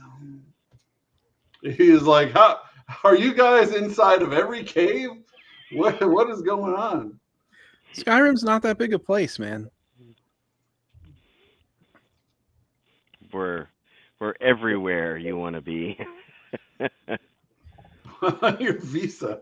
Yeah. Hey, Greg, I don't know my suggestion spell well enough. Would that be helpful in trying to get him to speak to us honestly without guile, or Let me double check. where we the could try to spells. pick his brain and get some information about this dead witch, etc.? I have charm and I have suggestion. Yeah, give me roll for suggestion. Charm would actually now that I think about it, charm would be charm will give you advantage to persuade, seduce, manipulate, or bargain with him. Suggestion will let you ask him, say like, "Tell me this," and he kind of has to do the one command, kind of like command from Charm would be more useful AD&D. in case we actually want to interrogate him over a long duration. Yeah, charm would be more beneficial in the long run, but the suggestion would get him to answer one question. Oh, you rolled it. 8. I don't think we need That's to not worry good about enough. how it works. Yeah, so that's you want to try charm then? Definitely. Much better. Oh, that's a good one. All right. So you guys can start making charisma checks on him. What do you want to talk to him about? About the sorcerer. First of all, Yeah, I just want a general question, like, what is going on here, my guy? All right. Give me a charisma check with advantage. All right. So he's in a difficult spot. He acknowledges that, and he says that they're doing a magical ritual in the cave. That there are a few different. He can't really describe exactly how powerful they are in game terms to you, right? But he says there's 5 spellcasters that are necromancers that are like able to create. They're the ones that created the skeletons, and they're led by a warlock that's very powerful, even more powerful than the necromancers, and that they're trying to break these magical seals that are holding ancient Nordic shout undead that can use the shouts like that. He doesn't know how to he doesn't know what they're called or anything. Like he's like these ancient guys that can. They think that they're bringing these guys back to drive the Empire out of Skyrim. okay. I'm sorry, go ahead, whoever that was. Bacon, was that you finishing up, or? No, I think that was Death Angel Shadow. It cost. Well, Right. Bacon, you can ask a little bit more follow-ups if you want Okay. on that charisma check. So are you How are you a hiding? party to this? Why are you here? What are you doing? He's like, well, I'm more of a, I'm like a supplies guy. I come in and I make sure that they've got the food. I can go to town and get stuff for them. Forager, huh? He I collects was- all the manacles. Yeah, I was friends with Fiara, who was the woman that you killed. And I came here with her after the incident at the cave. These guys are all there's like a whole organization of these necromancers and sorceresses that are working to try to raise these undead all over the province. Well, I'm sorry about your friend, but she did try to blow me up twice with a fireball. Nearly killed me the one time, so hopefully you can understand that. You seem to be in a pretty bad spot, and we maybe put you there because if she was your friend now, I mean, I can't imagine you want to continue working for this group. So, Well, he could come work for us and still work for them. okay, we could certainly arrange something like that. I mean, He could what do you feed have? us Like 9 gold to your information. name? I have here. I'll slap 5 gold into his hand. Yeah, he's Okay. got, Here you go. That's for all the trouble we caused you. we're all tying you friends. up and Plus, all you that. get your life, and you just gotta make sure you get some information to us. Okay. Well, what kind of information? What do you know about Imperial patrols in these hills that disappeared? Those guys. Yeah, probably those guys. What happened to them? Well, all those skeletons? The skeletons. Those are the guys. Okay. A lot of them were Imperial soldiers. I had a feeling. I would have done something, but I'm just one guy. I don't have any magic or anything. Well, I just have a short sword. I have a question for you then. Is there any way that we could get proof that they were Imperial soldiers? Is there is there armor, weapons, or any identifying items that we could recover in the area? Well, a lot of them had that when they go out on patrol, the Empire has these little bags of chalk dust that they rub on their hands before they get sweaty so that they can hold onto their weapon. And if we went back into the cave, we could probably recover some of those bags off of the skeletons. Hey, Rolf, do you still have that bag of chalk? He holds it up from his belt and smiles really big. Got one of those. What about a helmet? Something more tangible. Concrete. Yeah. You could go get. I mean, you killed a bunch of skeletons up on the ledge. You could sneak back in after a while and see if you could grab one. If that's what you want to do. What about our new friend here? Since he knows the place, the lay of the land, they know him and they think he's one of them. Maybe we ask him to go in and pick one up. Maybe the skeletons of the. He says, sure, I'd love to go back in the cave and get stuff for you guys. I'll be right back. Yeah. Hold Yeah. on. Maybe he's not that charmed. Don't go anywhere yet. We're just talking about what we might do. We're not telling you to do anything just yet. Oh, okay. Where are those manacles? Yeah, I'm a little confused if he's charmed or not. He's in some sort of a spell, and I'm guessing we just to clarify, you are using the charm. The charm is on yourself to make you more charming. It's not a charm like a D&D charm. I see. Okay. Thank you. That makes sense. Makes you more persuasive. Yeah. So it's like Axe body spray. I mean, you know. I got to tell you guys this story. I'm glad you brought that up. So, I have a teenage son, and we found out that he thought you were supposed to go into the shower and spray the body spray on yourself in the shower, not after the shower. You're not? So he was burning up a lot of Axe body spray in the shower. Oh, that was pretty hilarious. That is very funny. Well, just get him the Axe soap or whatever. But has he ever tried to cook a frozen pizza on the little cardboard thing? No, but Since My I told on kid him, did. I will tell on myself. I accidentally did that once as an adult. I didn't realize it was stuck to the bottom. I thought I had gotten it off, and I put it on there, and it was not a good. It was not a good experience. I'll bet. Yeah, my kid did that, and I was like, you know, you're supposed to take the cardboard circle off and put the pizza on the rack.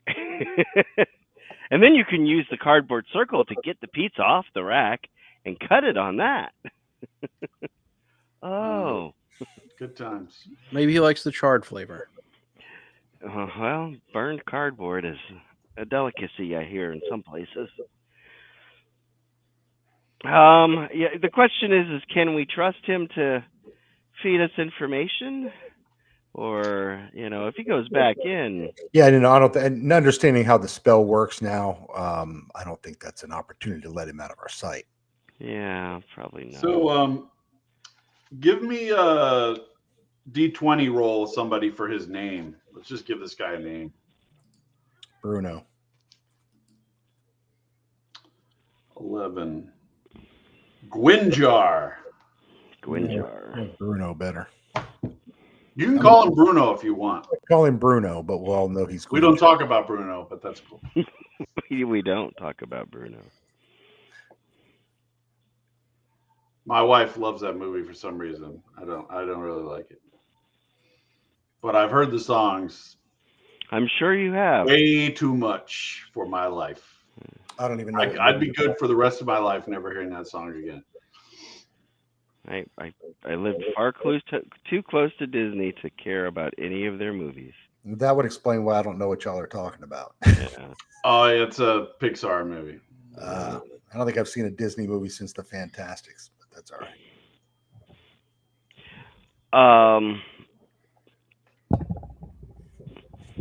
Well, you know, we could just take him and turn him in. Use him as a human shield and push him in front of us. Well, there's some necromancers in there. Well, wait a minute. Couldn't we take him and the chalk powder that we've already recovered back as the proof? That's where I was thinking. Yeah. Yeah. Let's say, pal, I'm going to need those manacles. Yeah. We could take him in and say this man would like to confess and report a crime. Yeah, and I'll tell you what, this is the third time I've asked for those manacles, so please, can I please have them now? Oh, yeah. You've got Thanks. them. I immediately clapped them on his wrists. And no, I'll do one wrist to one leg.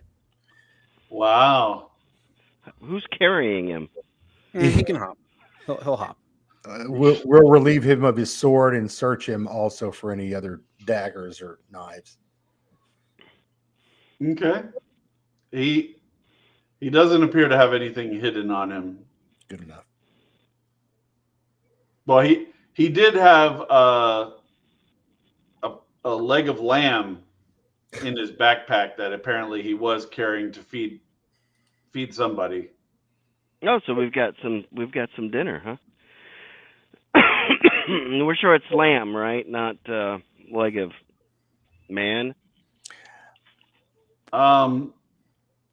Bacon can look at it and verify that it's not humanoid. It's not human. Speaking of, does he have any toes to give? I regret I have but 5 toes to give for my country. All right. Yeah. I think that might be we'll ask that they give mercy to him for his cooperation, and we'll plead his case as long as he confesses. Okay. So I think now we want to return to the fort to provide the proof that we've gathered. Yeah, let me get a spell. Yeah. Hopefully it's enough. We'll see. Okay. So how do you want to take a path back here?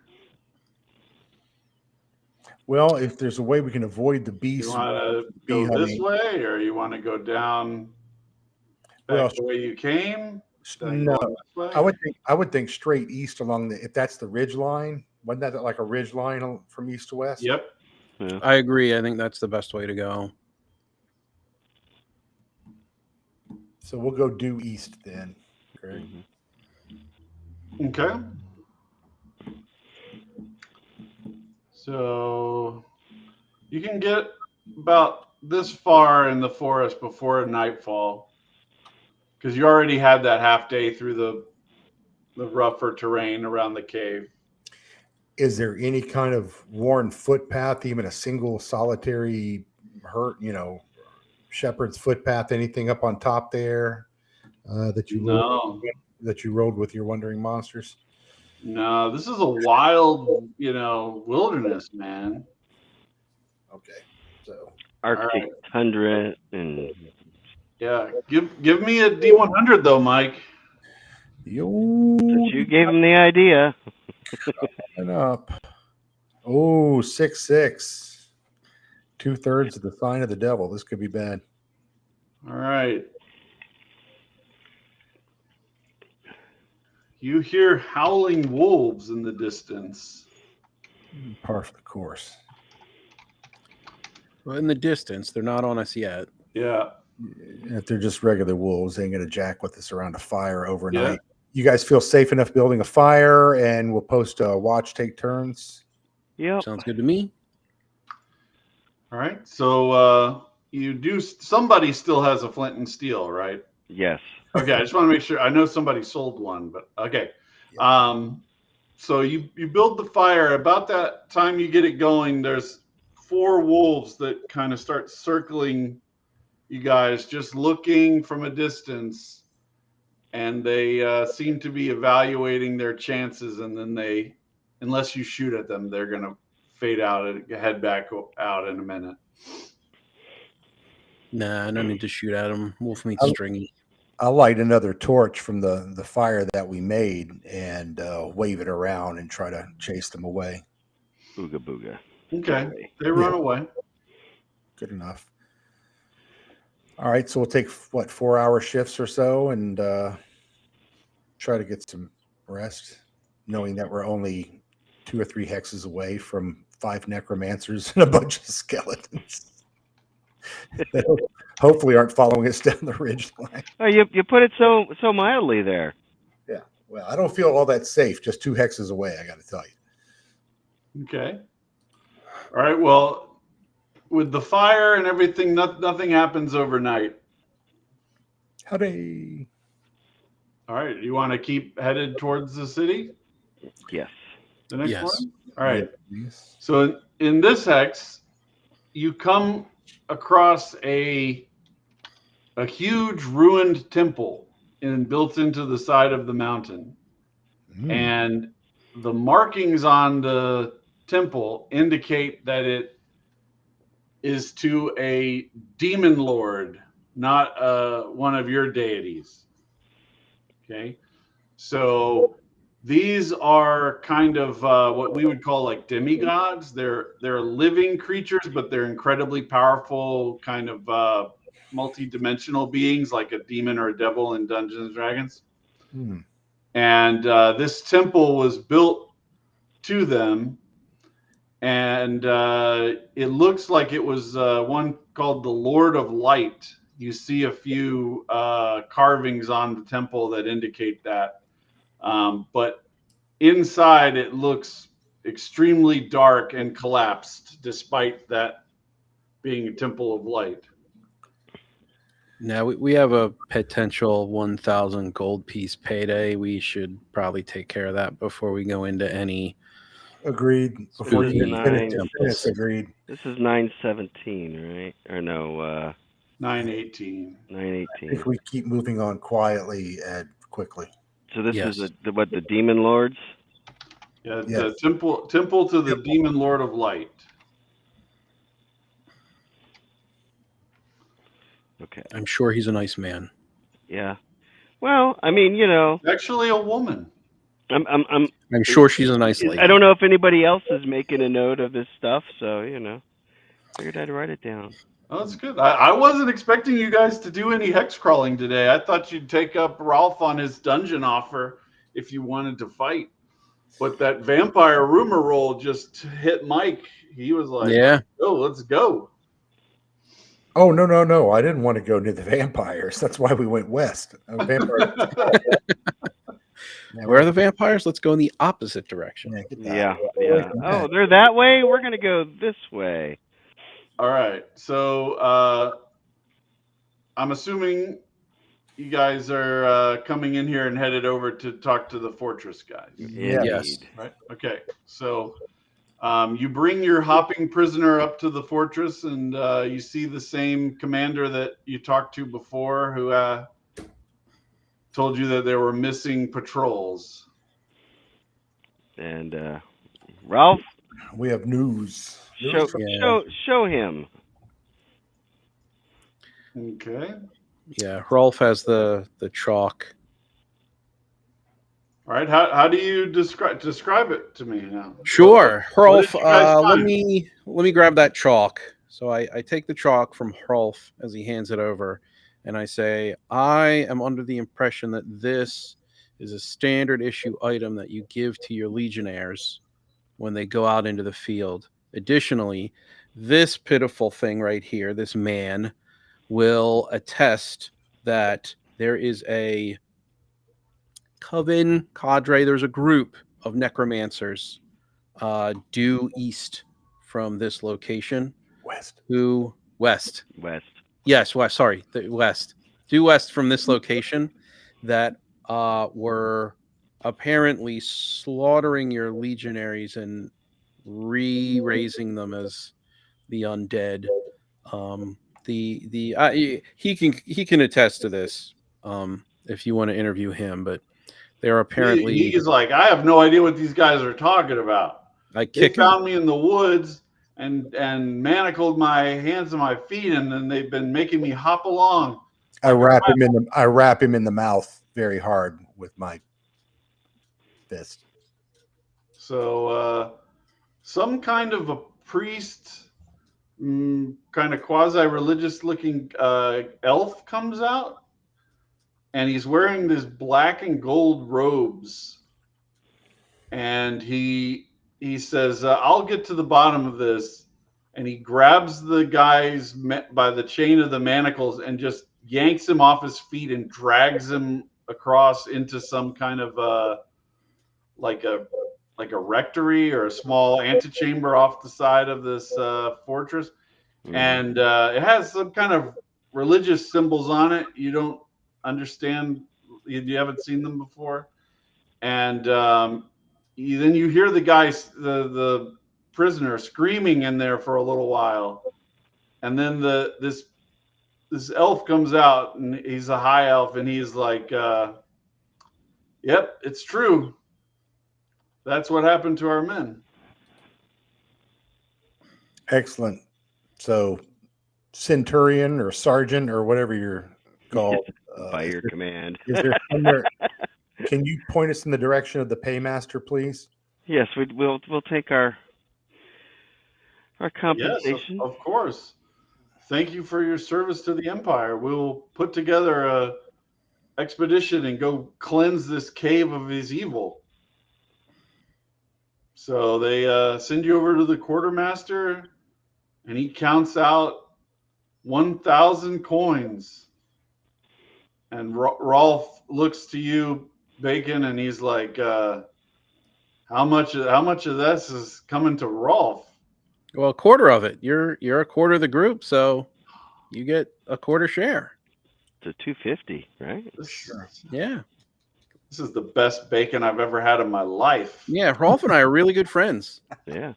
All right. And you guys, So we each get 250 gold, right? 250 for each of you guys. That's 3 XP in the Shadow Dark system for like a medium tier treasure.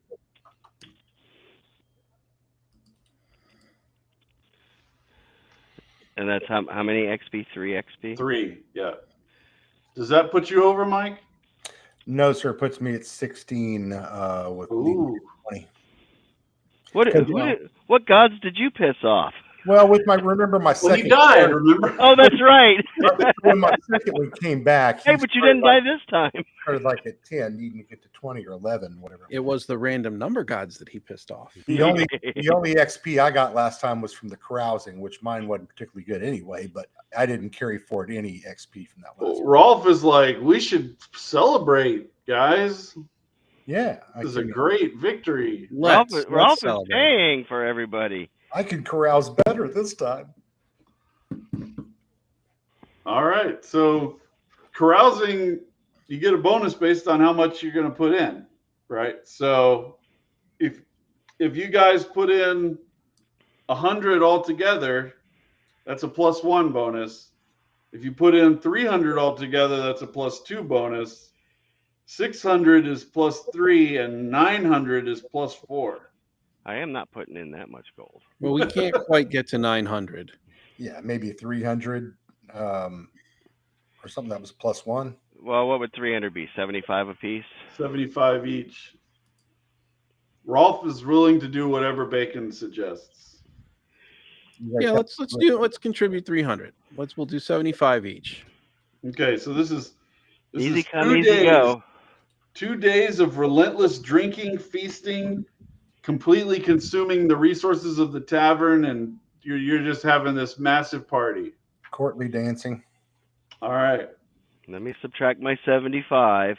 All right, let's start with Mike. I want to see if he gets his You're ready for a chuckle, aren't you? yeah. So 1d8 +2, buddy. Come on.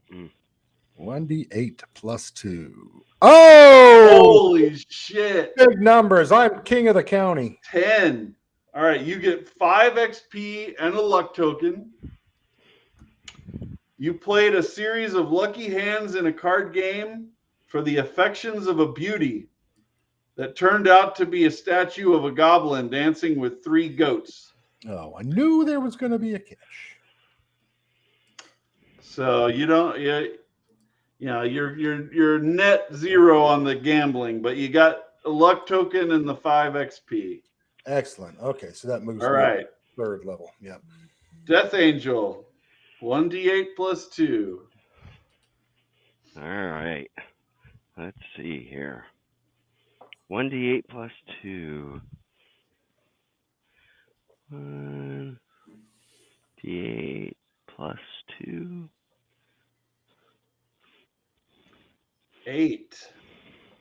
You pilfer several bottles of rare elven brandy and use it to perform feats of fire breathing for the crowds. Huzzah! Which makes sense because I'm a charcoal burner, so I can burn stuff. Beard catches on Gain 4 XP and a luck token. And Bacon.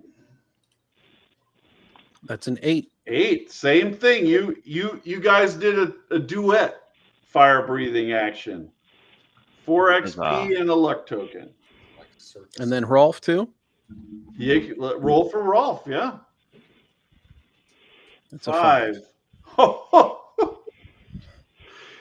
Rolf makes a series of poor choices that lead to a hearth fire that spreads quickly and consumes the entire tavern. The local Jarl is not pleased but agrees not to jail him in exchange for a fine of 10% of his remaining gold pieces. Easy Got it. come, easy go, Rolf. That's He gains 18. 3 XP, though. At least we didn't have to go get him out of the Hooskow. Wow. Rolf's moving But it was on one up. hell of a party, man. Yeah. All right. Well, he was Do you want he to was do an anything else aggressive in town Nord. before we Aggressive call Nord. it a was- night? I need to buy another spear, and I'll roll up my new hit points and all that good jazz. Sounds good. Let's do it. 1d8 plus your con for the hit points. Con is 11, so that's 3 more hit points. All right. And what is your sign? I forget. Aquarius, Ha ha ha ha. Aries, the ring, Davila. Okay. Give me a 2d6.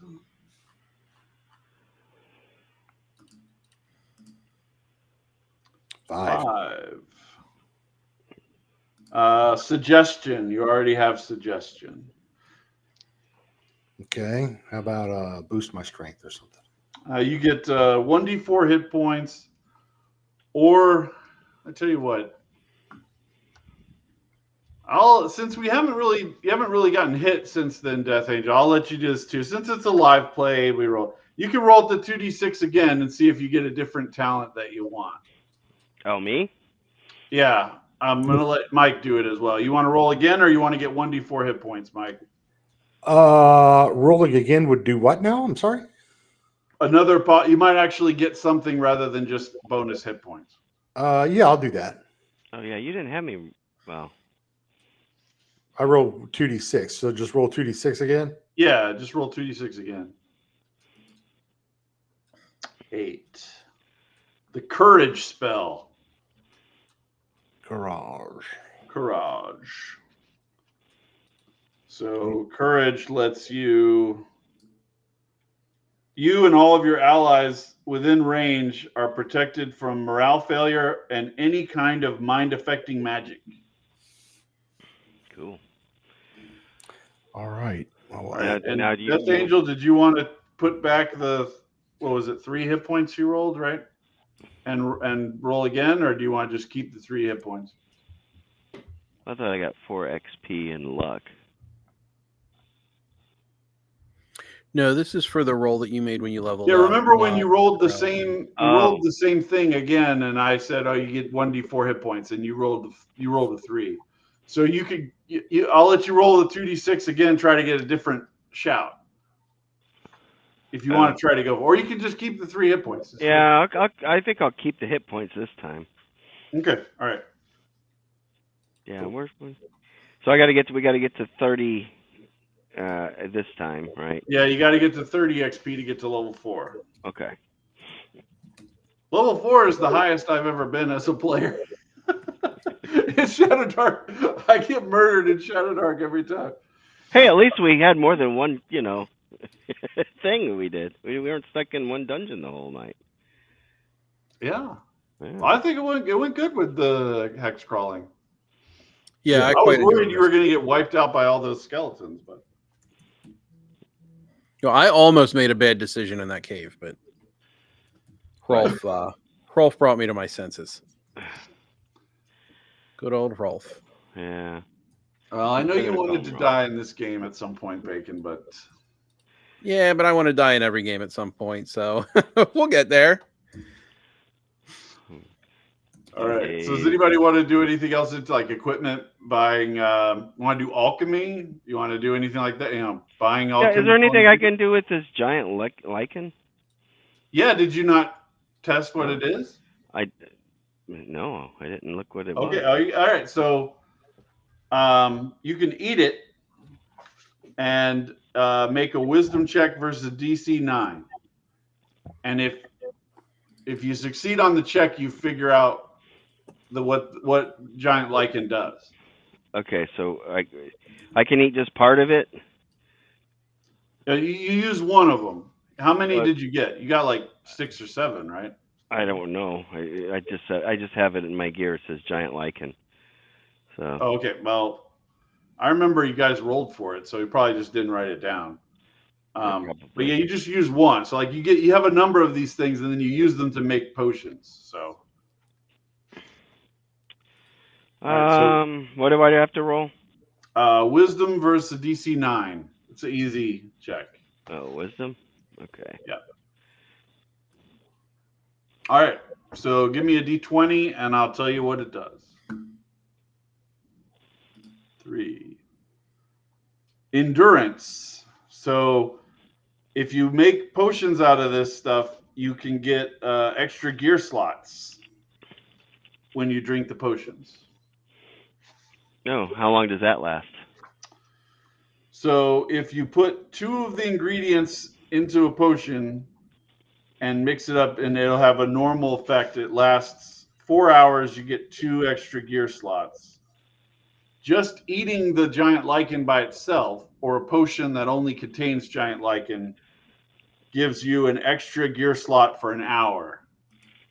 But So like if you find another ingredient that will do the same thing, you can combine them. That's how you brew the potions, like in Skyrim. Okay, 1 hour. Eaten. Yeah, so just 4 from eating hours. it, you'll get an extra gear slot for an hour. Where do you change your? Oh, I would change. That's going to be kind of a pain to. If I change to 16 now, then I have to change it back. Yeah, I would just keep it flexible on while you're remembering it. I wouldn't make a permanent change to your character. Okay. All right. All right. All right. For 1 hour, extra slot. All right. All right.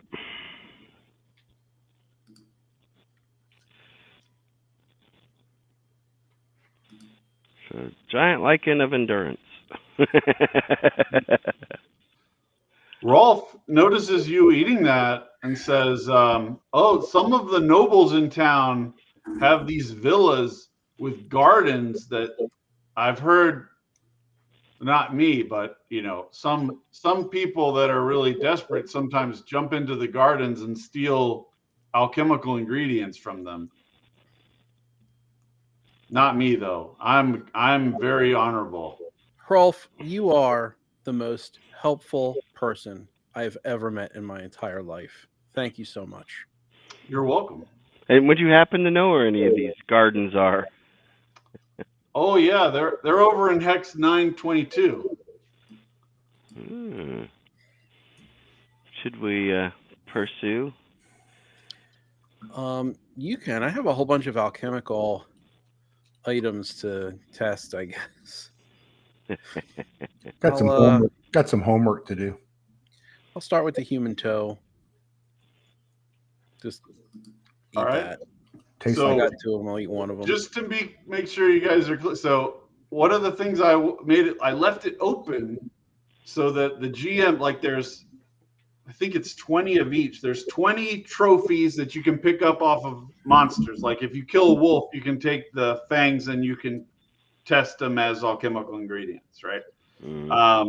There's 20 trophies and 20 things that you can gather from the environment.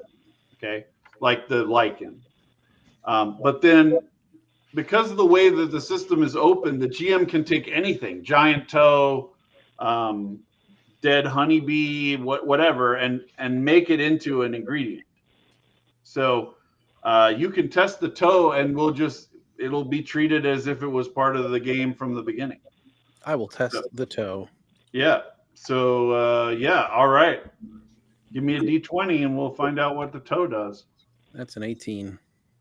Yeah, I mean D20. That was the wisdom check. Give me a D20 for the rolling off the table. Oh, just straight D2. I gotcha. A 1. Battle mind.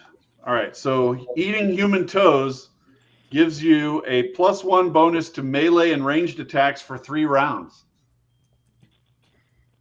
We have just created an entire economy toe human toes. Yeah. a toe trafficking economy that is going to now happen.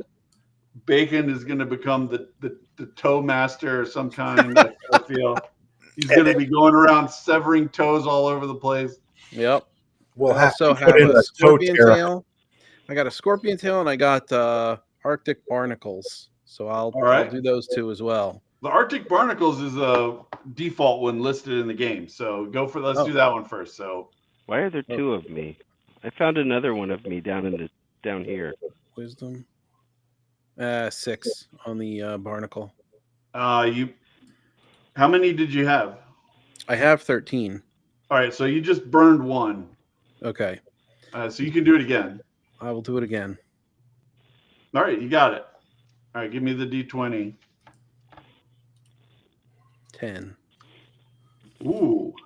Lingering death, a poison effect that causes damage over time. So just you eating the 1 causes 1 damage to you for 3 rounds.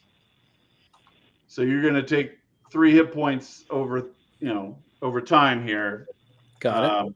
But if you if you find something else that does that, you can then begin brewing your own homemade poisons. Okay, excellent. And then I have two scorpion tails, so I'll consume one and try to figure that All right, out let's too. do scorpion tail. Ooh, Nah, 5. just consumed it. You can take the last one. Yeah, I'll do it. I'll do the last one. Maybe we'll come upon some more. There we go. All right. It's on the treasure table, so you'll find that. 7. Fortify illusion. Don't you guys have another one that does fortify illusion?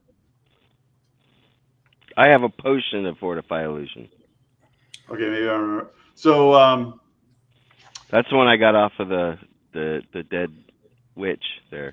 Okay, so just eating the scorpion tail gives you a +1 bonus to spellcasting checks for illusion spells, like charm is an illusion spell, right? For 3 rounds. If you start, find another one, multiple things, you can start brewing potions that'll make it so like you could drink the potion and then you could cast a whole bunch of illusion spells with a great bonus. Awesome. Greg, any idea on potions if I stop at the alchemist, or assuming that's where we are, if visibility potion or maybe the revenant potion? Sure, let me while we're wheeling and dealing. There's a chart on page okay. I got it 78. All right, I'll go there. So potions come in 3 strengths. There's a normal, a major, and an extreme. So like if you did that lingering death, right, to use example. So lingering death, the normal effect is 2 damage per round for 6 rounds. The major effect is 1d4 damage per round for 9 rounds.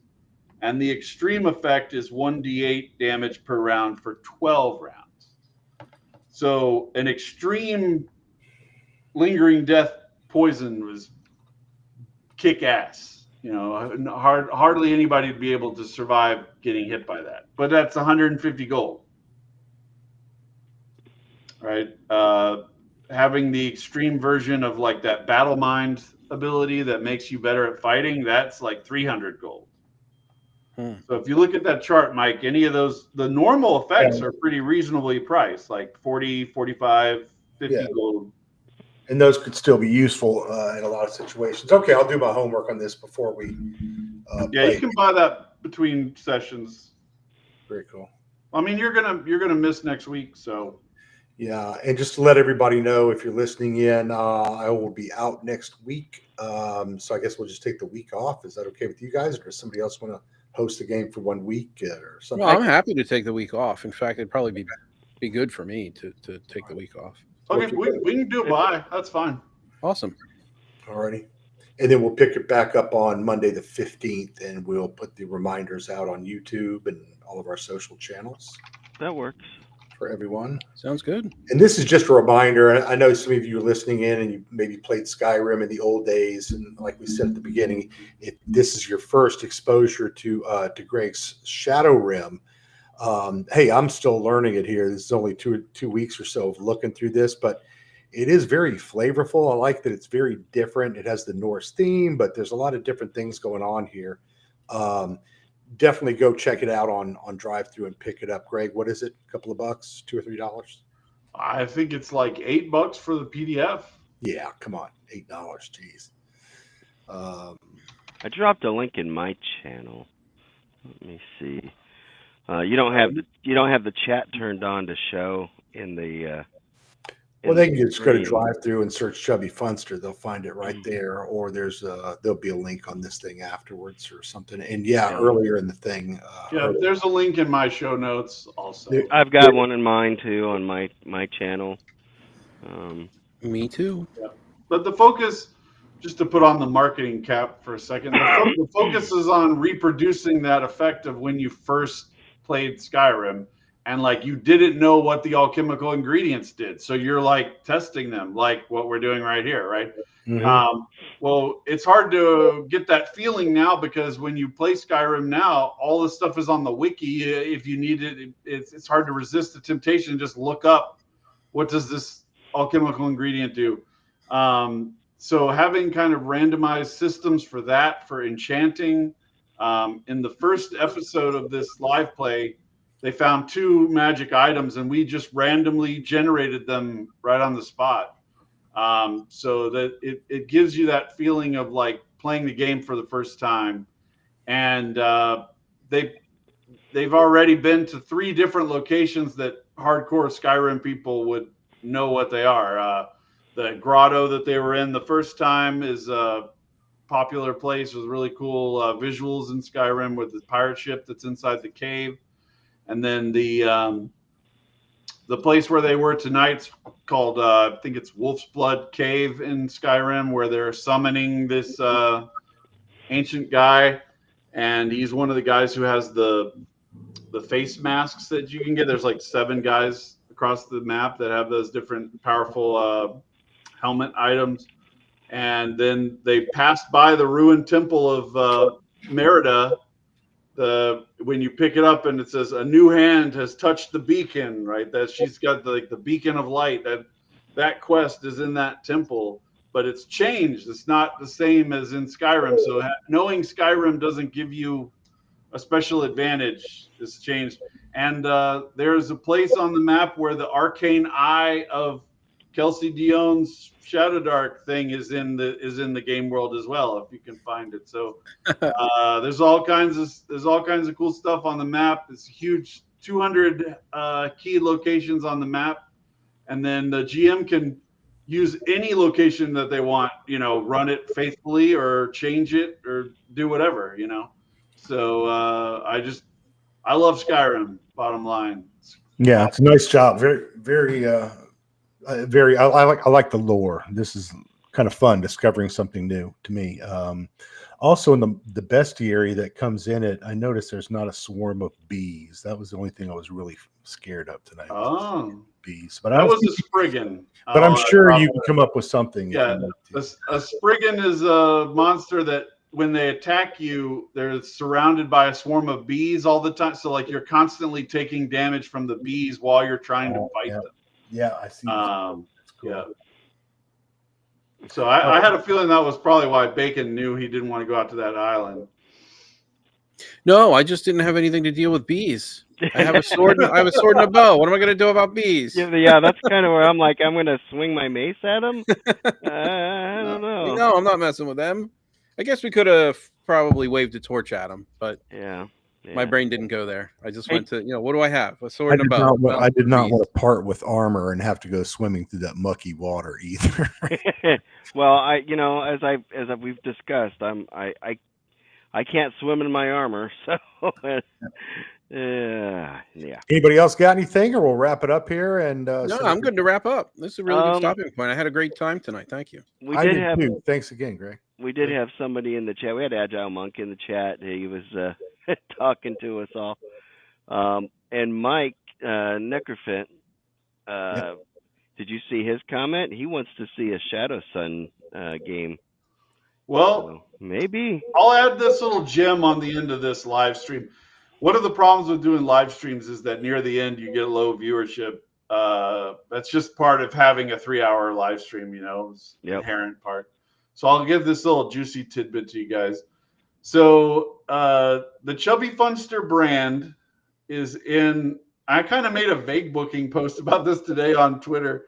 I'm in the position where I have the revenue now to put out I can invest in some really awesome art and design stuff that I couldn't 2 or 3 years ago when I wrote Shadow Sun. And so I think what I'm going to be doing over the next year or so is using that money to reinvent. Yeah, so going back and doing the Shadow Sun that I wish I could have done 2.5 years ago. Going back and redoing the ShadowRim with. I made the map for ShadowRim. I intentionally made it so that was not a carbon copy of Elder Scrolls map, so that there wouldn't be any accusations of that. But now I have the money to pay someone to make a really nice looking map that doesn't look like Elder Scrolls exactly. So that's the kind of thing over the next year or so. Going to be doing that. So maybe I'll end up playing the Shadow Sun live play that's probably going to be the first one, because that's been the most popular one with people, and with Wizards talking about doing Dark Sun again.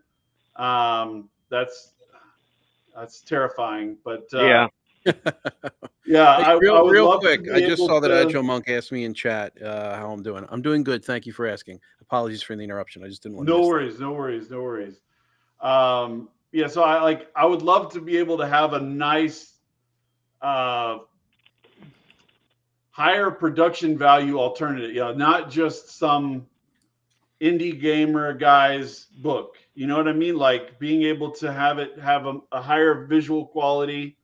A lot of you guys know I'm friends with Rob Alderman, the guy who did Gods of the Forbidden North. We've talked a lot about, he has made that leap up to the higher production value.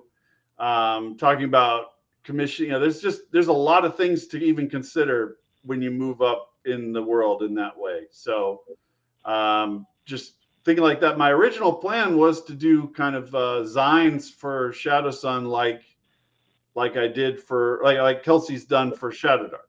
Mm-hmm. But the problem I have is that there are things about the way that Shadow Sun works that I really want to change before I even do that, right? And I want to get a new map so that the maps that are in the zines look even better and stuff like that. It's like a Russian doll nested problem, like layers of things you But wish. surely you could figure all that Yeah. out by June to run a new Shadow Sun game at North Texas. Maybe that would be great. Maybe that's what we At least a launch it test. in North At least Texas a test or or something. Okay. Yeah. That would be good.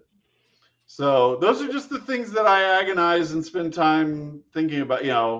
Should I spend $1,000 to do a new map on this, system? Should I spend? It costs a lot to do the high end production value stuff. Is it worth? Those are the things that keep me up at night. I know a few guys that are really into cartography, so Yeah, I as soon as you say you're interested in commissions, that everything comes out of the woodwork. So I try to keep my. Yeah. No, I know a couple of guys. I've interviewed a few guys that are really into it. So I get at least one spammer. I'm not kidding. A week on Discord, random adding me and then trying to get me to commission something out of them. Wow. I'm getting that on X a lot, and I'm like, I ain't looking for one. Yeah. I'm like, okay, you're an artist. That's nice, and you're probably not. And they'll come to me with like anime style, and I'm like, do you not know anything about my product? Like, I don't have anything that has an anime style. What would I commission? But no, I just take it as the price of doing business at a certain level of marketing is that you get people who get your name and put it on a list somewhere, and Your popularity is starting to draw attention. Yeah. So, all right. Well, thanks There are for. worse places to be. It was fun. Yeah. We'll Yeah, it was look great. forward to Thanks, it everyone. and, not next week, but the week after next, right? So December 15th. Yep.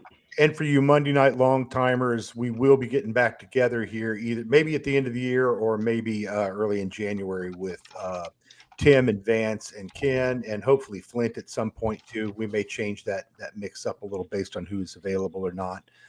Or we may just keep playing with this group, and so flexible, but we're going to try to keep something in this time slot so you have a Monday night live play to check out, typically in Shadow Dark. So thanks for watching, and we'll catch you in 2 weeks. Thanks for watching, everybody. Take care, all. Thanks Everybody again. wave goodbye. You can't see me, but I can see y'all waving goodbye. None of them are waving goodbye.